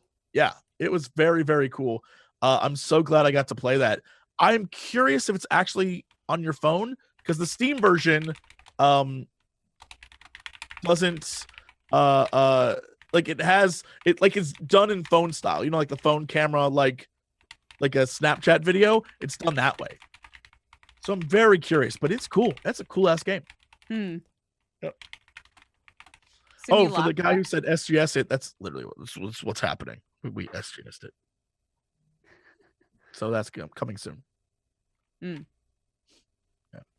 What else did you play, TB? Anything? I haven't really had much time to play an awful lot, I got to be honest. I mostly... Why not? Well, I mean, I had chemo this week, so kind of sucked. Didn't really get an awful lot done as a direct result of that. Did get to catch up on the Orville, though, which is good. I was a few episodes behind on that. Outside of that, I'm trying to think, is there anything? You know what? Shout out to that else show for slowly becoming less comedy. Yeah, they really have toned that down. I mean, I didn't really mind it in the first place. I thought it's... I thought sometimes it was inappropriate. Like, I know that they have to do it because they're like Seth MacFarlane and that's how we're pitching it. But like, sometimes they make a joke and it's like, you literally just like, that's, no one would do that in this situation. Right. But I'm glad they're moving away from it. They're like, we actually can make a good show and not have it be like, got you with the one-liner. Yeah, it's like, now at this point, it reminds me of office humor, because it's basically an office drama in space, which is exactly what you'd expect. Because, like, it's a completely, not in any way, like, special ship, no special crew, you know, because it's just run-of-the-mill, you know, ordinary ship. Nobody exceptional on it. So, yeah, they're going to make dick jokes to each other. They're going to fuck up and all that kind of thing. There was a very, very Black Mirror-esque episode quite recently on there, actually. I wouldn't exactly say they executed it quite as well, but there's just been some genuinely interesting episodes in that. And I like there's no silly overarching the war plot. It's like, no. You know, by the time we got to the war plot in DS9, we'd had like 5 seasons to, you know, really build the characters up. So that's why it worked. We didn't just go fucking into it. Oh, what a great villain. Oh, one of the best villains. But that's because they built him up. Yeah, he wasn't the like, I'm the big bad. Like, yeah, he earned that. And it was like, thank you. What a great series. Very sympathetic in many ways and all that kind of thing. I think I'm mostly just looking forward to certain things being delivered. Like my copy of Gloomhaven, which is a really cool RPG campaign game. It's currently the #1 rated game on Boardgame Geek, like, out of all of them, which is quite the honor. Like, that's quite the endorsement when you consider the kind of games that are in that list. Like, that, it's pretty damn significant. and they did a reprint of it on Kickstarter, which Kickstarter's become the best place for board games for that reason, because especially these big board games that they totally know they're not going to sell billions of copies of, so they do a run of it and then that's it. Cthulhu Wars being another example of something that I just backed the rerun of a few months ago, because that is a huge miniatures game, and by huge I'm talking like the fucking Cthulhu that comes in that game is like that fucking big. Like, that we're talking huge miniatures. And that's the really satisfying thing about it. It's like, I play Dire Cthulhu. Whomp. Just being able to do that. But, of course, that means it's not a portable game at all. It's a pricey game. It's like $200 for the basic set. There's things like Kingdom Death Monster, which are even more ridiculous, that are just hundreds and hundreds of dollars. But Kickstarter has become a good place to fund reprints of those. Because they're going to get it done. The game's already a known quantity, so they can just sell and print as many as they need without overdoing it. So I've got my copies of those that I think Gloomhaven's arriving in the next couple of weeks. I'm really looking forward to that. So the campaign aspect in particular is looking good, and the re-release of Necromunda, which is the old Games Workshop game about 41st century gang violence. Which, interesting. Yep. Is awesome, and it was one of my favorite miniatures games when I was growing up, because it was affordable. Instead of having a giant fucking Games Workshop army, you could have just a gang of like 6 dudes. It was just kind of like Blood Bowl. You could have a team and just play. So it had the campaign aspects to it, and your gang would get better, and you could have gangers permanently die and all that kind of good shit. So yeah, they're re-releasing that finally after like 20 years. So. It is interesting to me, speaking of like board games and Kickstarter, I do feel like that really is the place that board games have been successful in terms of crowdfunding. Absolutely. Yeah. Especially if it's something, again, that's a reprint, because you already know it's good. You're not taking a risk on it. Like, I've bought a lot of board games on Kickstarter, and there have been a couple of disappointments in there. Absolutely.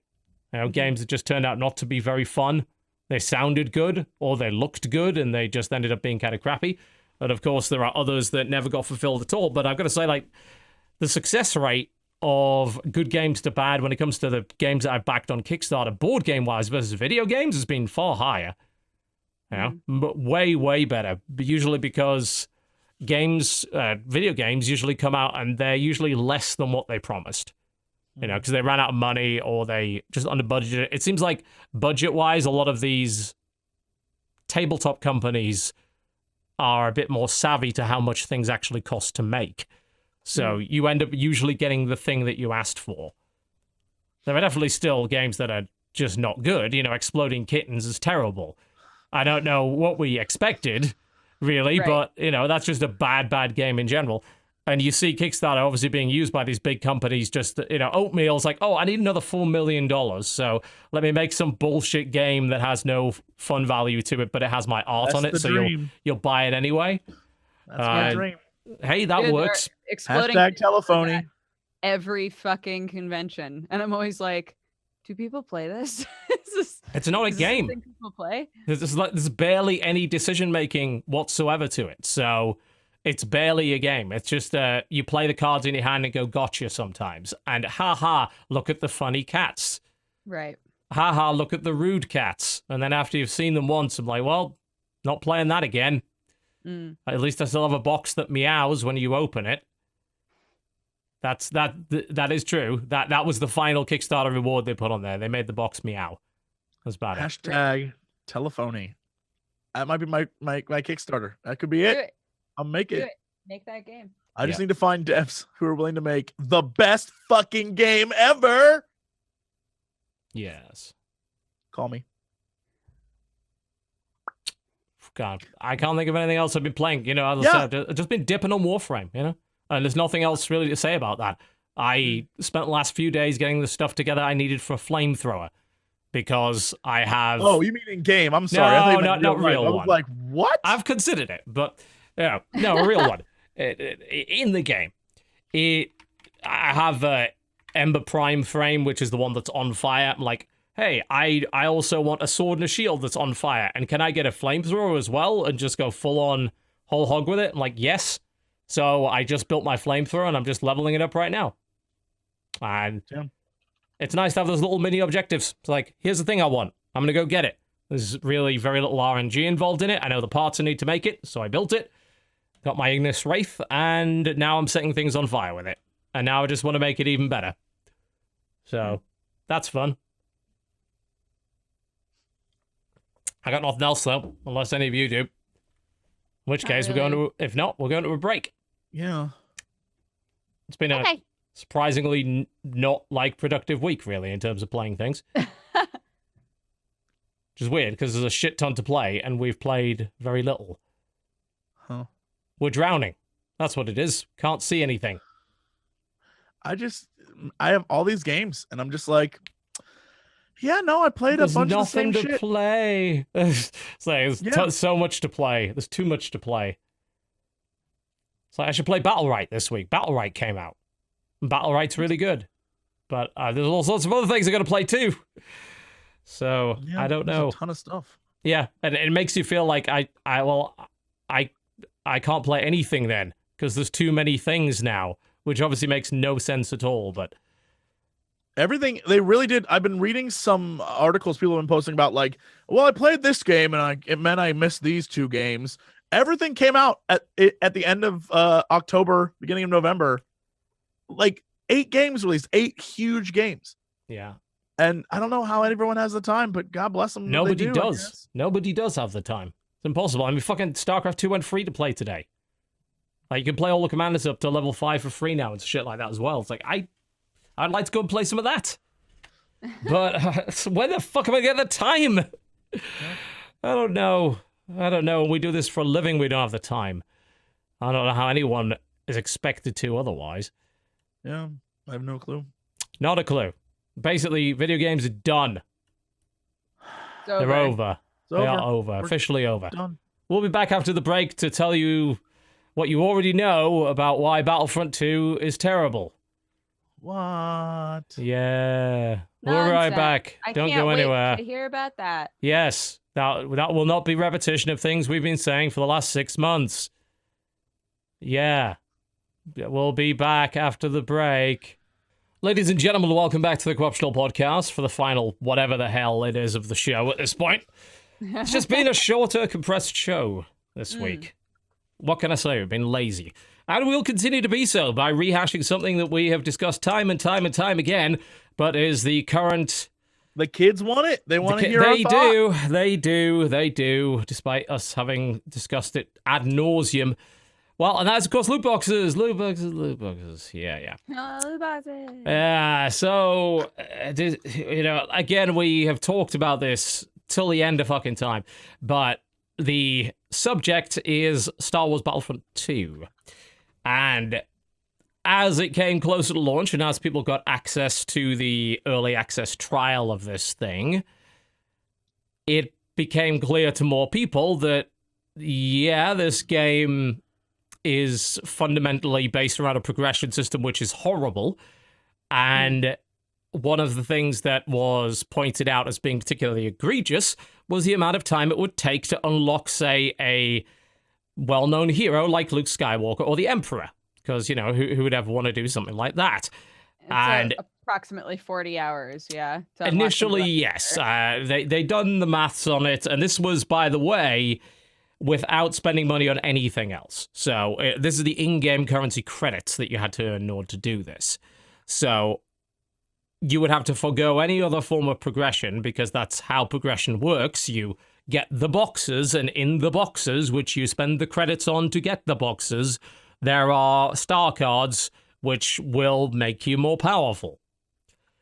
But if you want to, say, unlock the Emperor or whatever, you had to forego all of that and save up a bunch of loot boxes and credits, and they were adding up the amount that you would get from these places and here and there in order to unlock this thing. This was actually as a weird result, I believe, of changes that they made earlier, after the open beta, after another round of complaining, where they took the top tier cards out of the RNG rotation and basically made them so that you had to buy them for a certain amount of currency. this was supposedly an improvement, but weirdly enough, it actually led to this situation. So one has to wonder if that was actually a fix of any kind.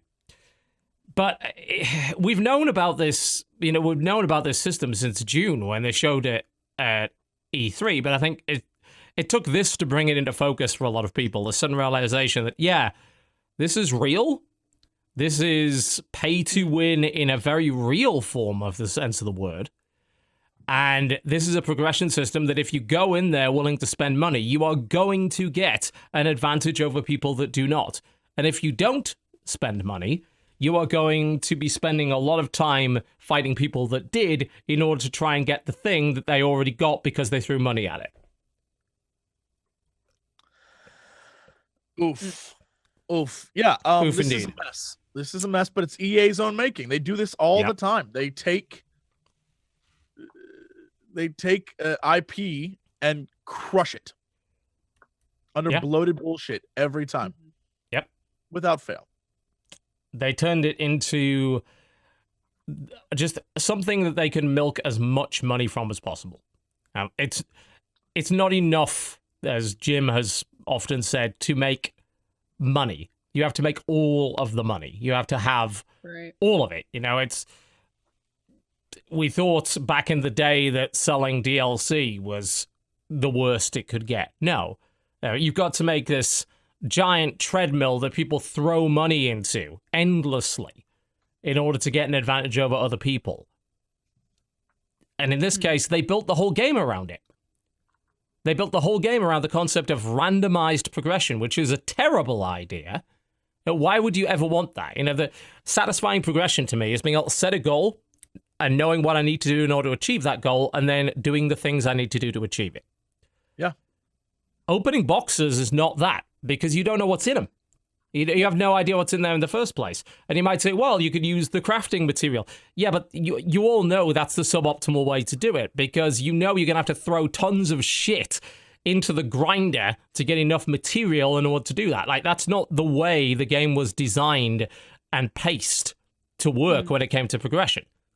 It came to work for opening loot boxes and getting lucky, I guess, with the more powerful cards or unlocking the things in a seemingly random order and just going with the flow, which to me, that doesn't satisfy me at all. That's terrible. Right. Yeah. Now, I'm go for it.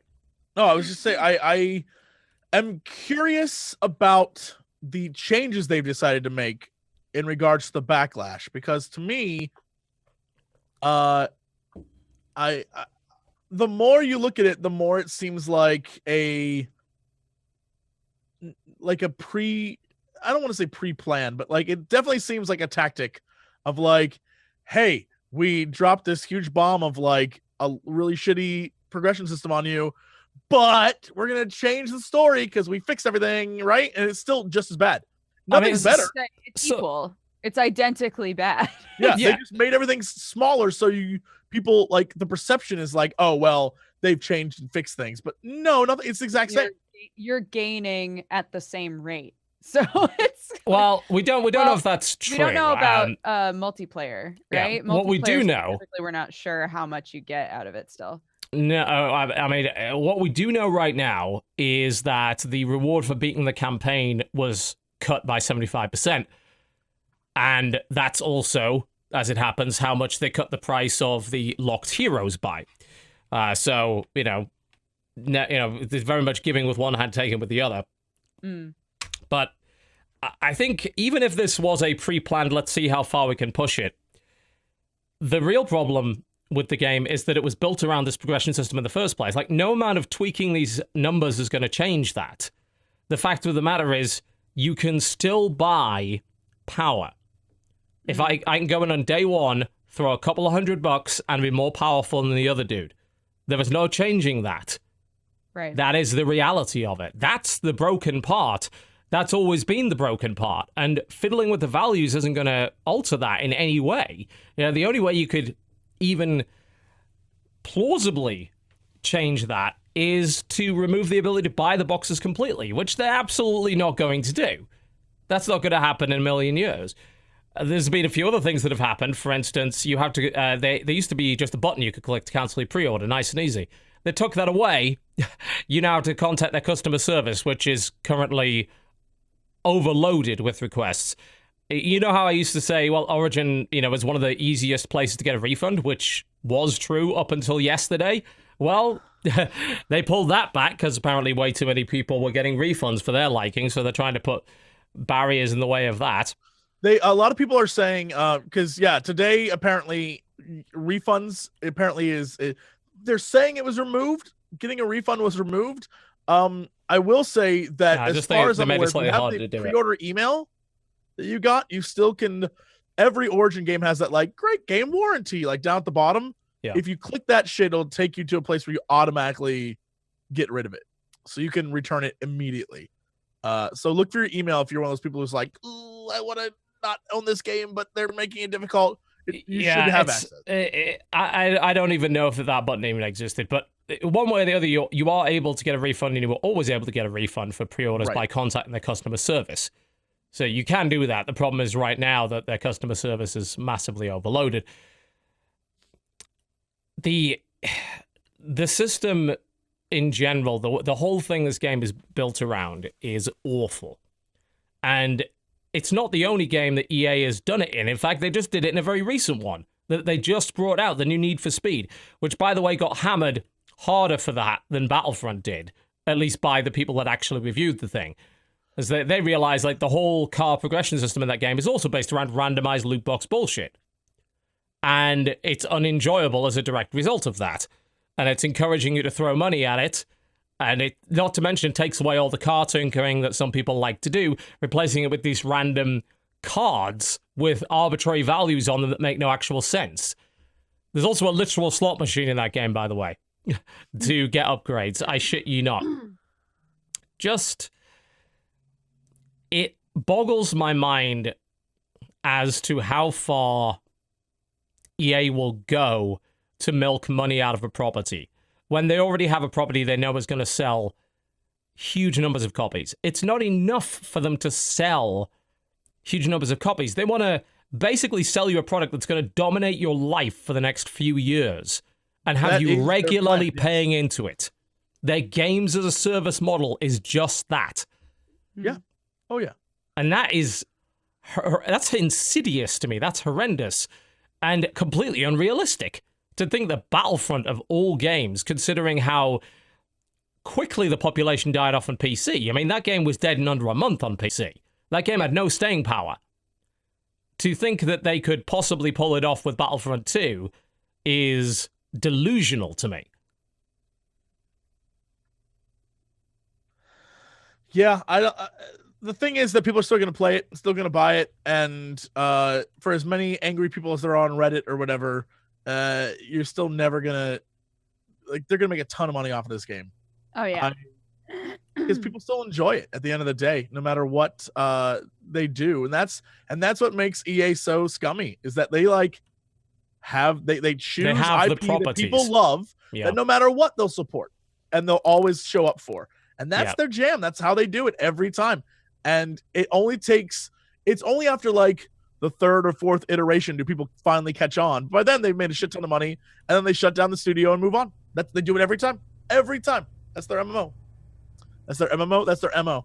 I was going to say that was a bit of a Freudian slip there, I think, actually. That's their MMO.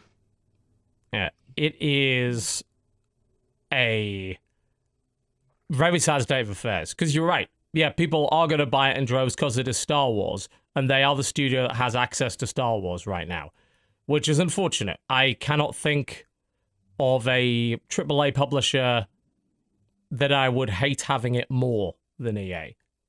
Maybe Warner Brothers. That might be worse. But it would be pretty close one way or the other. I think just what you've seen of them this year, how far they're willing to go, and their general attitude, and they're freely admitting it. They want these games to be things that you play for years, which sounds consumer-friendly until what you actually realize is that they want you to keep paying into them for years. I'm like, well, no, that's not going to happen. There's more good games coming out than ever before. the very like audacity, I think, of making a hero it take 40 hours to unlock. I'm like, you think a lot of people are going to even spend 40 hours playing this? Like, it doesn't have the depth to justify that. People are not going to spend that amount of time on that, and the first one should have clearly demonstrated that to you. But they're trying to get hooks in other ways through, frankly, addictive mechanics that are akin to gambling. That's how they're trying to keep people in, not through its actual replay value or not through its actual depth or how well the game is designed. No, it comes down to the simple application of addictive gambling mechanics aimed towards kids. That's not a good way to do business under any circumstances.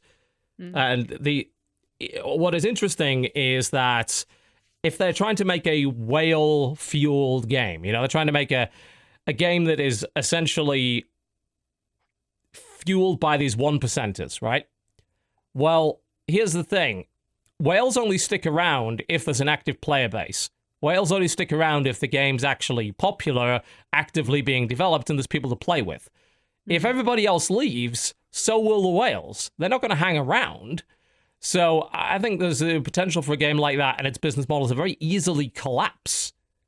And a game like Battlefront in particular, as we saw how fast the first one's population depleted, is extremely vulnerable to that too. Yeah, I would definitely argue that whales don't like only playing against other whales, because No. part of the joy of like spending a lot of money is feeling like you've jumped ahead and Yeah. like it's Right. benefited you somehow. Yeah, no doubt. Yeah. And the scam is people see the whales and say, oh, I want that. And then they will do whatever it takes to get it. And Oh, yeah. so even if that means spending money, like it Mm. all makes sense. But TV's right. Eventually, people are just going to walk away because of the system they've created and the fact that the game is like, meh. Yeah. I don't really want to play it. I mean, I'm going to be honest. Sure, I could sit down and throw a couple of $100 at the game and dominate for a couple of weeks, but I don't really want to. I mean, the beta was okay. I think it was an improvement on the first one, but I'm looking at it, I'm like, that game's like 15 to 20 hours of entertainment, I think at most, until I'm like, all right, I've had my fill of this. Mm. Why would I throw money at a game that I'm only going to spend that much time playing? I wouldn't. Yeah, on mobile, when I throw money at something, it's something I play daily. Like Clash Royale, I play daily for a year. I was happy throwing money at it. I got fun out of that game every day for a fucking year. With Titanfall Assault, I've been playing it pretty much every day for 3 months. I don't mind throwing money at the game then. It was the same with Galaxy of Heroes. It became almost my nightly ritual. In fact, it did. It was actually a comforting ritual where I'd log in and do my quests and say hi to the people in the guild and stuff like that. And I valued the game as a result of that. With games like this, when I know I'm not going to stick around, even though I have the money to drop, I don't feel like I should.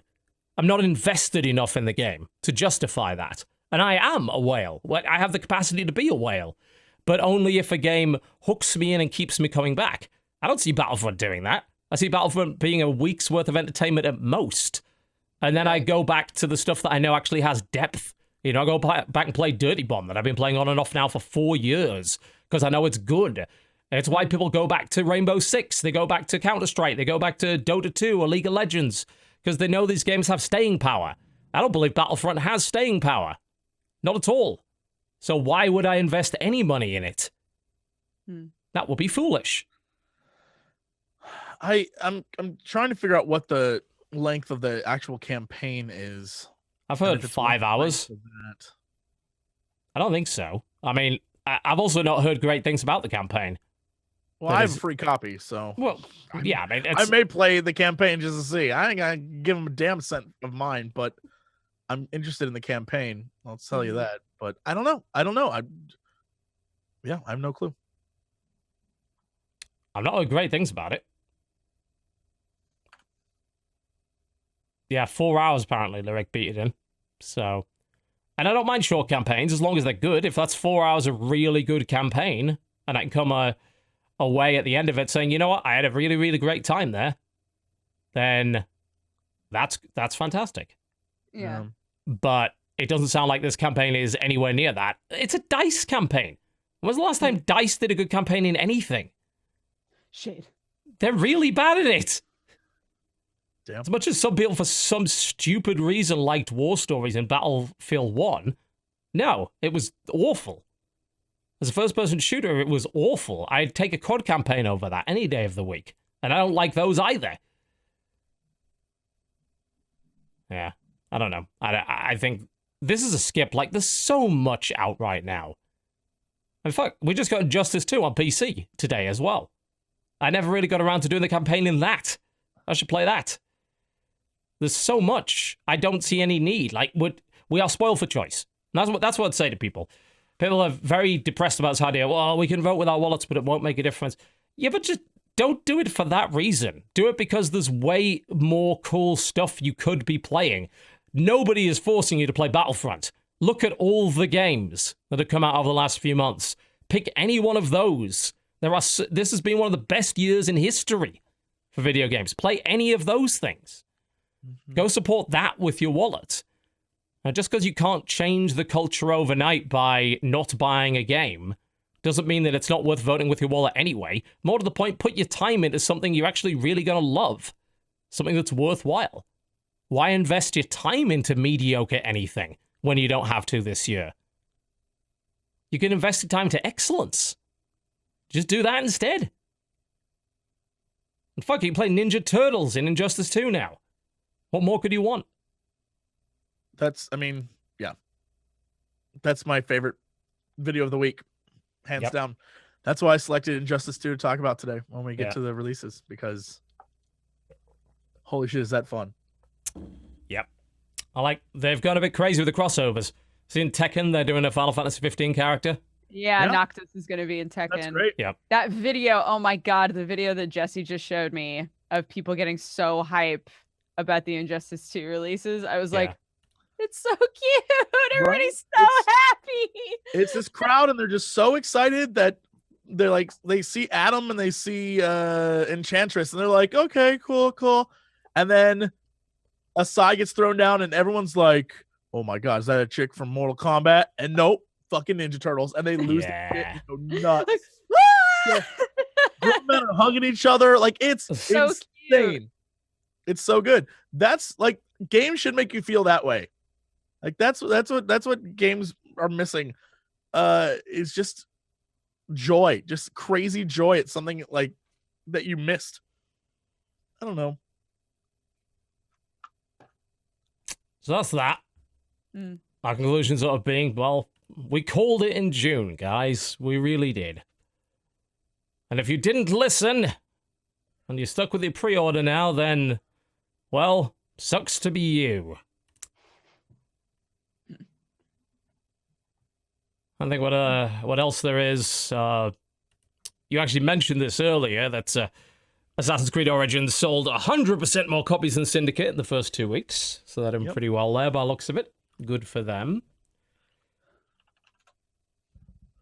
I don't man. Why does the news always, it's always bad news? Where's the like good news that like some fun shit happened? Well, StarCraft 2 just went free to play today. There we That's go. pretty cool. Mention that. Yep. If you've never played it for any other reason, go play it to play the Wings of Liberty campaign, which is free and is maybe like one of the best campaigns in RTS history. So you can do that. That's a good thing. That will be a good use of your next like 12 to 15 hours. Also means you can play all of the co-op commanders up to level 5. I think the new co-op commander's out today as well. Mira and Han. Or Mira Han and what's his face? Whoever the captain of the fleet is, I'm not big up on the lore. That guy. Matt. Duke? Matt, whatever his name Matt is. Horner, yes. Yeah. Yeah. And if you own Wings of Liberty, by the way, you get Heart of the Swarm free as well, so that's pretty cool. Which is also a pretty good campaign. Yeah. So yeah, maybe go play StarCraft 2. At the moment, the StarCraft 2 Twitter is just throwing shade at Battlefront, which is quite funny. That was pretty cute. Trying to think about what else has been happening this week. Preferably something, as you said, positive, something interesting. Yeah, what fun happened? Well, they said Yeah. there's going to be another Cuphead. They said they will Yes. definitely see Cuphead I did again. hear that. Yep, Great. that's been mentioned. They done well, those fellas, no doubt. You could make your own Sonic character now. Oh, it forces. my Yeah, God, I've seen the that. videos for that are God so damn. bene. They're so just That game your own looks character. absolutely terrible. Gerard made a human. It was creepy. It was, weird. It was really weird. Yep. Donkey's character was pretty he basically Yes. just tried to make Sonic, so it Yeah. just looked like a really deformed weird Sonic. It was just a bad, like, Halloween costume Sonic. Yeah. Yeah, he was Blue Cat. Yeah. There The you got that nominees joke. to the Game Awards are out. I mean, not that that's really news in any way. You know, it's like, I'm not going to spend half an hour disagreeing with an arbitrary list of arbitrary things. That doesn't really sound like a good use of anybody's time. Agreed. Hmm. They had a new category, though. They've got Best VR/AR game now. And Super Hot's on that list. That's a good one. Super hot. Indeed. Super hot. I'm glad they took the time to remember that a lot of games came out this year, and it wasn't just like the last Yeah. 2 months. This is actually a reminder of just how fucking good this year has been. Just looking, it's like, oh yeah, all of those came out this year. It's like, oh fuck, I haven't finished that and really should. God damn it. Yep, really kind of should. I'm excited for us to do our roundup for the year. I'm not. Shit's gonna be crazy. The categories got to be weird this Our year. categories are always fucking stupid. It's Oh, not yeah. like we're gonna change anything. Oh yeah, Best absolutely. Hollow Knight game. I Best will nominate something that's not Hollow Knight. Hollow. Best game involving an insect in some fashion. Yeah. Yeah, we'll blow it out of the park for the Got 2-episode end of year awards special, and I'll do my long as fuck awards show at some point. Mm. I've been thinking about that for the last couple of months, like thinking, Hey, fuck me, by what can we then, I put in think- there? By then, I think premieres will be launched on Twitch, Hmm. Yep, and then you can use That's- the premiere system. and that is exactly where they got the idea from, incidentally. I know From this for you? a fact. Yeah, the premieres was mine. Are you just running Twitch now? I mean, if I was, there would be some changes I would make, but yeah, Nonsense. they got that whole idea from the arbitrary awards. That's a Well, fact. okay. Because we Jack? did that. We premiered it on Twitch live and then immediately put it live on YouTube right after it finished. Actually worked out very, very well. People like to watch things with other people. Who knew? You know? What a crazy idea that is. Mm. It looks like there's going to be another historic Total War game. It's called Thrones of Britannia. Ooh, with Vikings. Yep, Vikings, Anglo-Saxons, and Gaelic clans. So basically, that would be just before the Battle of Hastings, sort of around 1066 era. There's potential there. Yep. Also, I like the idea of a more focused Total War. At the moment, I don't know if you've seen the new Total War map, but fuck me. Like, it's insanely huge. And I do actually like a bit more of a focused Total War experience. I remember playing, I think it was the the original medieval Total War, Viking Invasion. And that was really great because it focused on Britain, basically. And you fought over Britain with and against Vikings, and it was great. That actually might have been a Rome expansion, but one way or the other. Yeah, it's good to see them doing some historic stuff still. You know, I like the Total War Warhammer games, but I also like the historic stuff. So we'll see what comes of that. Looking forward to checking that out. Let's see if there's anything else in terms of news. Oh, yeah. So apparently, since launch, Call of Duty World War II has been accidentally running double experience and didn't realize it. Amazing. Which I found to be Awesome. quite amusing. Yeah, it supposedly the console version has been running like triple, and we've been getting double on PC. I don't even know if they're going to change that, because I actually quite like the speed at which you progress right now, so I hope they don't change it. But we'll see. They probably will, knowing them. And they also announced that they're delaying the addition of microtransactions to fix stuff, which is nice to hear that. Good for them. It's like, instead of like, we're going ahead with that anyway, it's like, well, maybe we should wait until everything's fixed before we start trying to charge people for things. Strange, really. I mean, you look at it, and that game is in no way egregious. Like, compared to fucking Battlefront, Call of Duty seems to have one of the fairest business models this year, and that is a weird reversal. What has Activision actually done this year that's been genuinely evil? I can't think of all that many things. You know, with EA in the running, it's just hard to catch up sometimes. I think they've just decided, like, EA, you can have this year. Yeah. You don't need to do all that much fucked up shit. Like, we'll never catch up. Yeah. I mean, I wouldn't call Destiny 2 evil. I mean, okay, making shaders cost money was a bit of a dick move, but there was that patent. Yeah, but I mean, it hasn't even been implemented. It may not even ever be. So I don't think I would call that as bad. I mean, for stuff that has directly impacted gamers this year, then definitely EA is top of the pile for... Yeah, Activision's like down the road. They're in the planning stages of being the worst. Oh shit, they're playing the long game. Well, Yeah, yeah, yeah. they do this Yeah. every few years. They'll come out with something hugely evil. That they've It's been... kind of like the like they were an evil empire that got dethroned, and now Yeah. they've been like in the shadows, Indeed. planning their resurgence. Yeah. Yeah, like I like an order, like like a first order. concept. Out in, yeah. If Overwatch loot boxes are the most evil thing you can come up with for them, then I don't think they're very evil. I'm sorry. Well, they As have much their as- they have their system they created for pitting That players patent, against yeah. whales. Yeah. Yeah, we talked about that, and it's like, yeah, that's potentially insidious and evil, but also, But as that's far in as the we know, it works. has So never that's- even... Yeah, as far as we know, it hasn't even been used. Give so, them a year or two, Yeah. then they'll be back. Don't worry, they're waiting. They're just like, one of these days we're gonna beat EA. When that God. comes, oh I- boy. I what's kind of amazing me lately is that there's certain people who are coming back and saying, oh, don't forget Overwatch's loot boxes, though. They're also just as evil. They're not. They're not. I won't. Yeah, did they popularize a trend? Maybe. I mean, you could argue that. But you could also argue that actually, and this was a Rolling Stone article, argued this very thing, that the game that popularized that particular trend was Mass Effect 3 and its multiplayer. Which, actually, that might be quite right. It was one of the first Western games to provide the loot box-style randomized packs of things that actually affected gameplay. And I can't... With everything we've seen this year, maybe this is just like...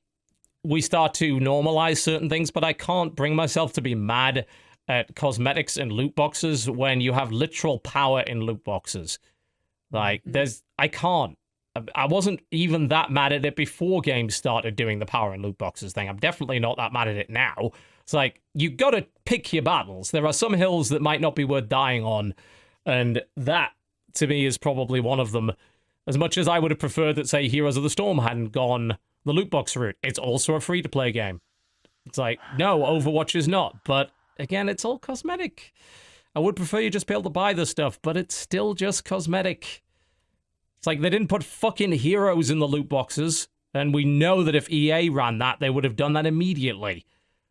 So, no, I'm sorry, I can't bring myself to be mad at that when Battlefront 2 and Need for Speed are fucking right there. So one of these things is literally making video games worse. The other is just a bit of an annoyance. So I would much rather hit the thing which is making video games worse around the head. Hit the thing that's like a really bad precedent. Yeah. It's like, well, some people are like, well, there's cosmetics, no excuse. But based on whose arbitrary ruling? Okay, some people are okay with you selling cosmetic stuff after the fact. Some of you are not okay with that. I don't think there's any particularly game-winning argument for either side. You're just going to either be okay with it or not. Yeah, there's a gambling aspect to it. There's no doubt about that. It's not great, but there is far worse shit we need to fix. Far worse. There's so many things you can care about. Yeah. I just don't care anymore. No, I'm sorry, I don't. I can't. That's because I think they're all scummy, so I've learned not to care. I don't care for the reasons that if I cared, I'd be constantly outraged. Yes, that But I've really is it. Not Like, to care. it's exhausting. It's absolutely exhausting to be this mad all the time. Especially if we're not even talking about things that happen in the real world. God, we're just talking about video games here. And that's already exhausting. Let's not even get started. Outrage fatigue is the term for it. Like, yeah, and I am fucking real damn tired of being outraged, especially in a year where we've had so many fucking good games. There's a lot of doomsaying about the industry, but fucking look at 2017. Look at the games we got. Look at how good they are. Yeah, I choose to support awesome games, and there were a lot this year, and so all the shitty games, like, cool. You Thanks know for what would existing. probably happen if you gave all of your press to the good games and not to the stuff that did shitty things? The stuff that did shitty things would probably do worse, and the good games would do better. Ergo, encouraging better behavior. I like that. You're asking a lot, TB. I don't know. You So can't. much. All I'm saying is you can't ask a person to care about fucking everything all the time. It's impossible. It's just too much. There's only so much you can do. And I think there are better things you can focus your time on. Yep. So we Like can talk as much as David more about Cage's new Battlefront, game but Detroit. hey, how about we just What a- don't play it? Yeah. Or Detroit. Yeah, I mean, I guess we try and play in that. When is that out anyway? No. That's next year, right? Who knows? Whenever the Golden God is ready to release it himself, Indeed. he will come down from the mountain and present us with the tablets, the stone tablets it was made on. Mm-hmm. Say to thee, playeth my game, and let it prosper. For thine is the Sony and the PlayStation forever. Amen. Yes. Or you could read the manga Detroit Metal City, or watch Which is based off of David Cage's Fever Dreams. Yes, I know. David Yeah. Cage makes the world run. People don't know that, but it's true. Oh my god, TV! I bet you would like Detroit Metal City. Now that I'm thinking about it, I don't read manga. Is there an yeah, anime? there's an anime of it. It's Okay. about like a really sweet boy who wants to make like nice music, but he becomes the head of a metal band, and it's amazing. It's really great. Maybe. Oh shit! I want to rewatch Detroit Metal City now. Fuck. Yo. I Anyways. will have a look. See if I can find it. I guess I'll do it. Fine. Mm. I'll take the time. Right, well, I think that's about it. News. Let's have a look at releases. We are reaching the end of the crazy release cycle, but there's still more stuff to look at. So, let me bring up this list that we've been curating for a little bit. We look at this one. All right. Okay, who wants to start us off? Jesse's the first highlight. Okay. Far From Noise is a game that I saw that I thought looked really interesting. It is a game where you are balanced on the edge of a cliff in a car, and the entire game takes place there.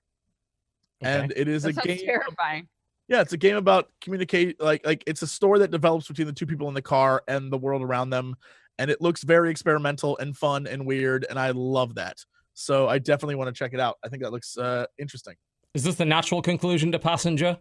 Is the end of Passenger? I feel like this well, is the canonical ending. Yes. Well, we fucked up here. Yeah, you end up on a cliff and that's it. Yep. Possible talking deer. Yeah. Harvest Moon game. Yeah, there's Harvest Moon Light of Hope is coming to Steam. This I mean, I love all Harvest Moons, so I'll give it a try. This The look- fucking aesthetic.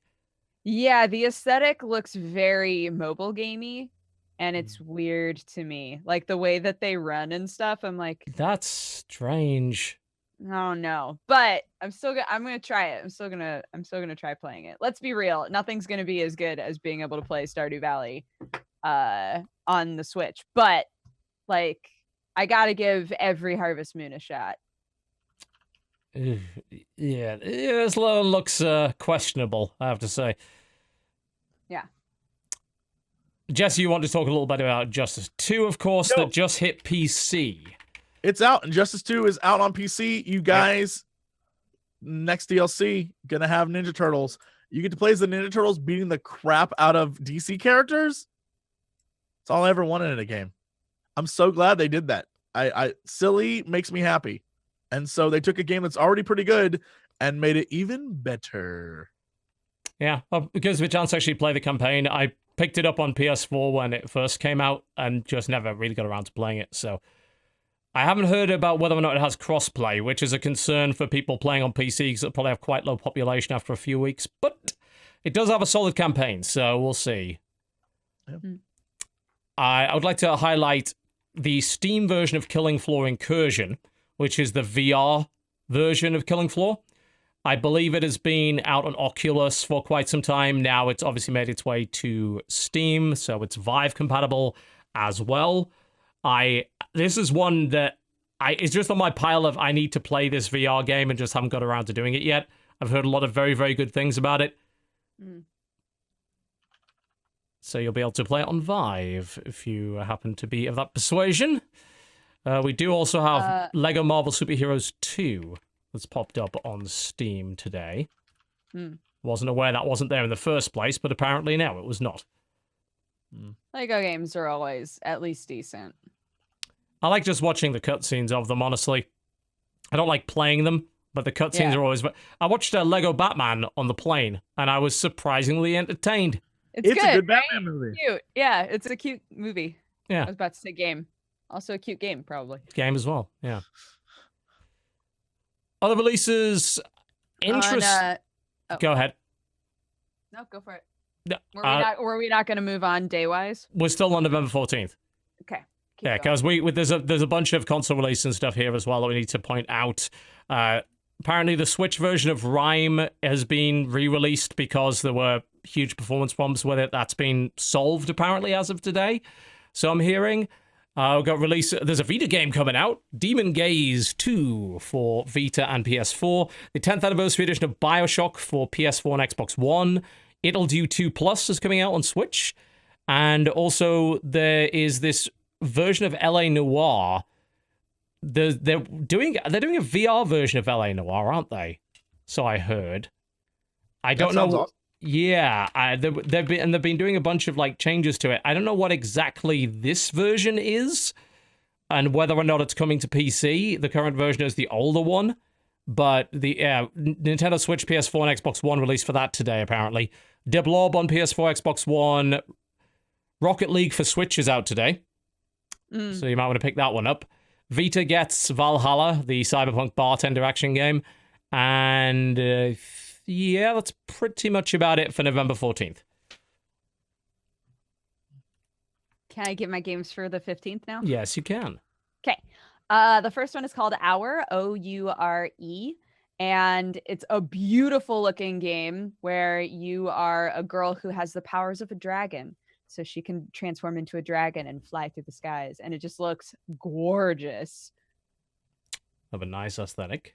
It looks really satisfying as well to just jump off the edge of something and turn into a dragon. That's pretty neat. Like, that footage looks great. I'm just like, I want that. I want to experience that. So there's that. The other one is complete 180. Where there's a VR game called The 37th Week. Ooh, yeah, I saw that. Right. Looks weird. Because Yeah, what You are a is fetus. terrifying. yeah. One of the screenshots is horrifying, and I'm like, why? The concept of the game, it's a VR game that's been nominated for a bunch of awards, where you are in the 37th week of being a fetus inside of someone's body.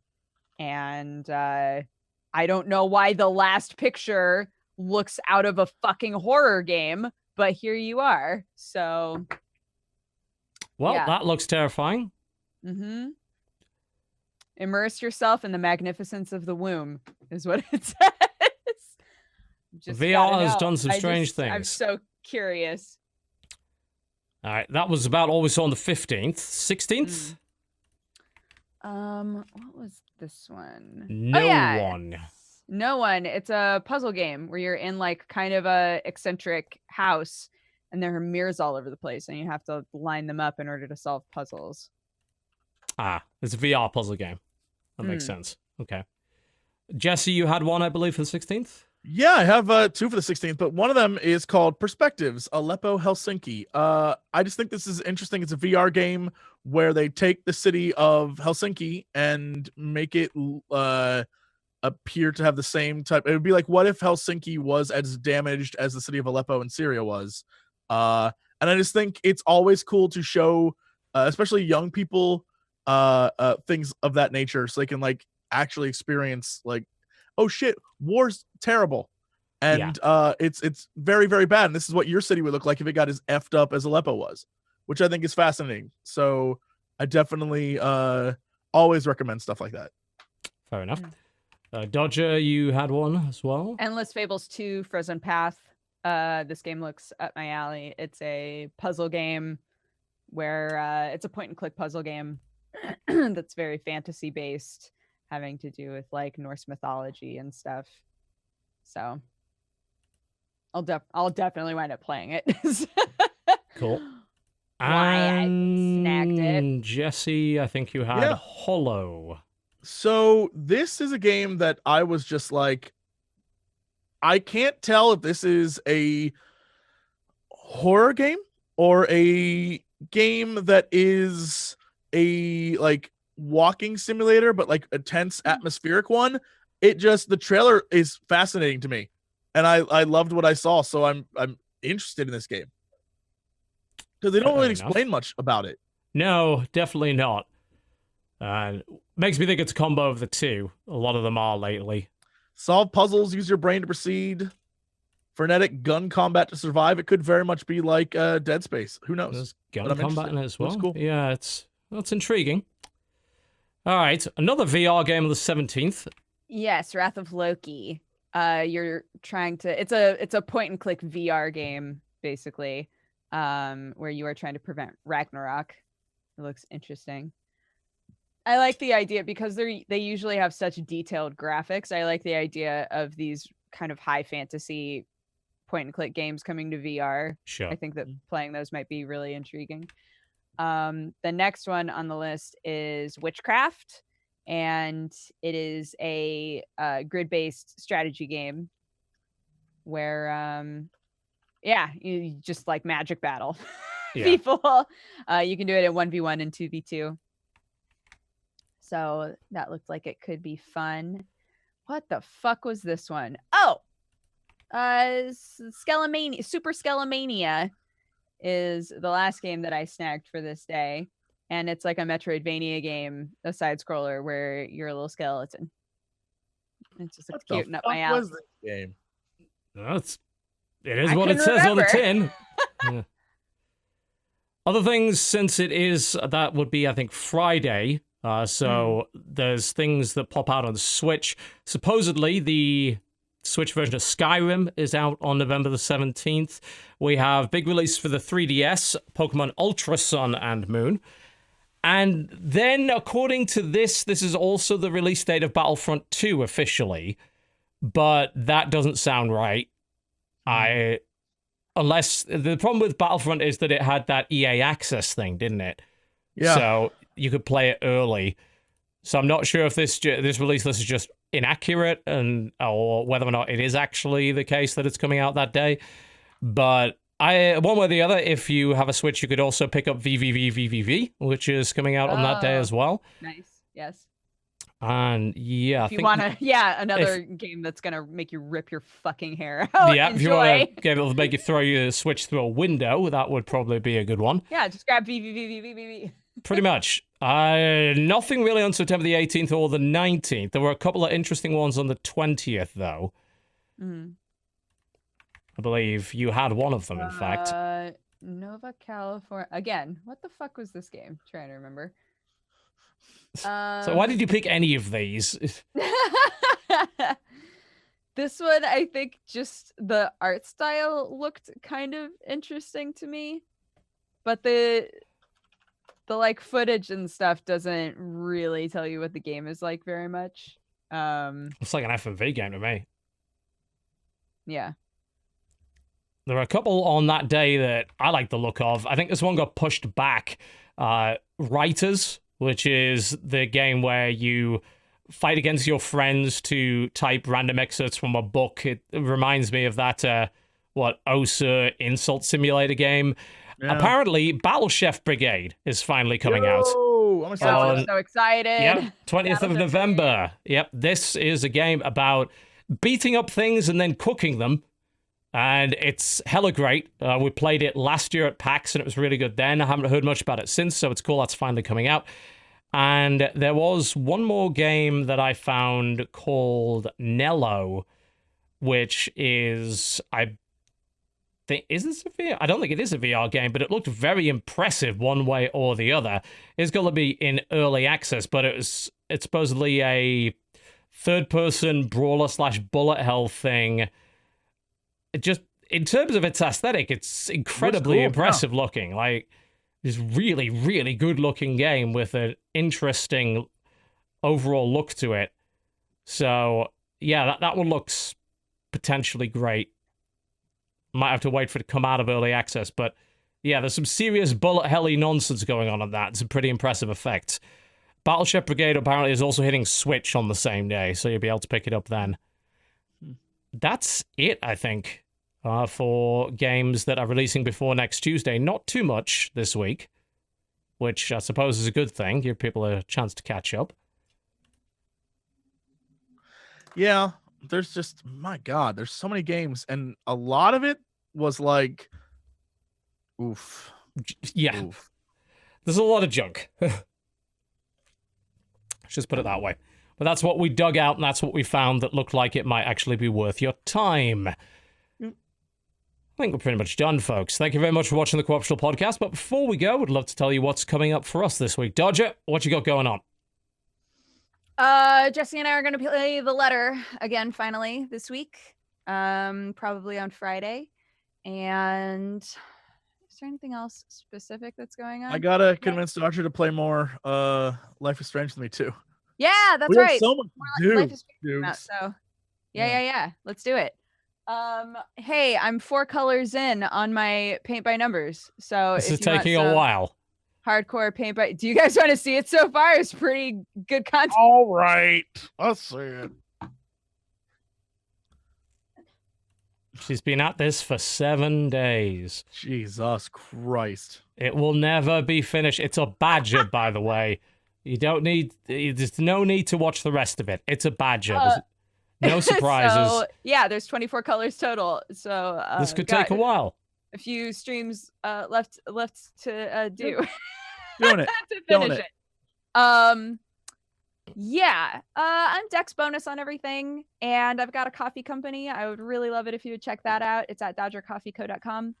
And that's about it. If you like manga, we have a manga pod tonight, doing one of the ones that fucking everybody's read, which is so rare. One Piece. Hey, you want to hear us talk about One Piece tonight? Come on, show up on my channel at 7:30 Pacific time. And that's it. Jesse, what you got? It's the most read manga ever. It's One fucking Piece. long. They're almost to 900 chapters, I think. Wait, let me Fuck check. me. Christ.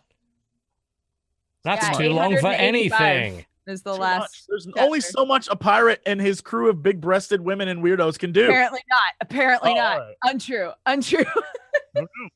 Who knew, Luffy? Anyway, so oh my God.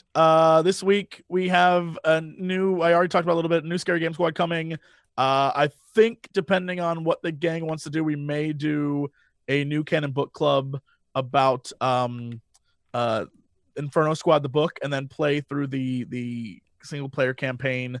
But if it sucks, then I will roast it heavily. I have a bunch of other stuff coming. I really have to go to the bathroom, so I'm just gonna say Jesse Cox on the internet. Look me up. Fair enough. A few things this week, particularly today. If you're in the market for a really good video game, our partner site chrono.gg/tb has this War of Mine plus the brand new Stories DLC, which just came out today for $5 total, which is a great price for that. So head to chrono.gg/TB and you'll be able to find that. Outside of that, ShoutCraft Kings is this Saturday. Yes, indeed. On the new patch with the new everything, we have no idea what's going to happen. Bunch of players from BlizzCon, best players in the world, competing for $10,000 in the King of the Hill format. Come watch it. Of course, lining up with the free-to-play launch for StarCraft 2. So download the game, play it yourself, and come watch our tournament starting at 8 a.m. Eastern. That is 1 p.m. the British Isles on this channel right here. Twitch.tv/TotalBiscuit. There'll be some other streams. There'll be hopefully some videos this week. And that really is about it. Thank you very much for watching the Corruptional Podcast, ladies and gentlemen. Hopefully we'll be back with actual games, discussion, and a guest next week. But I can't promise anything. We'll see what happens. Thank you very much for watching. We'll see you next time. Goodbye.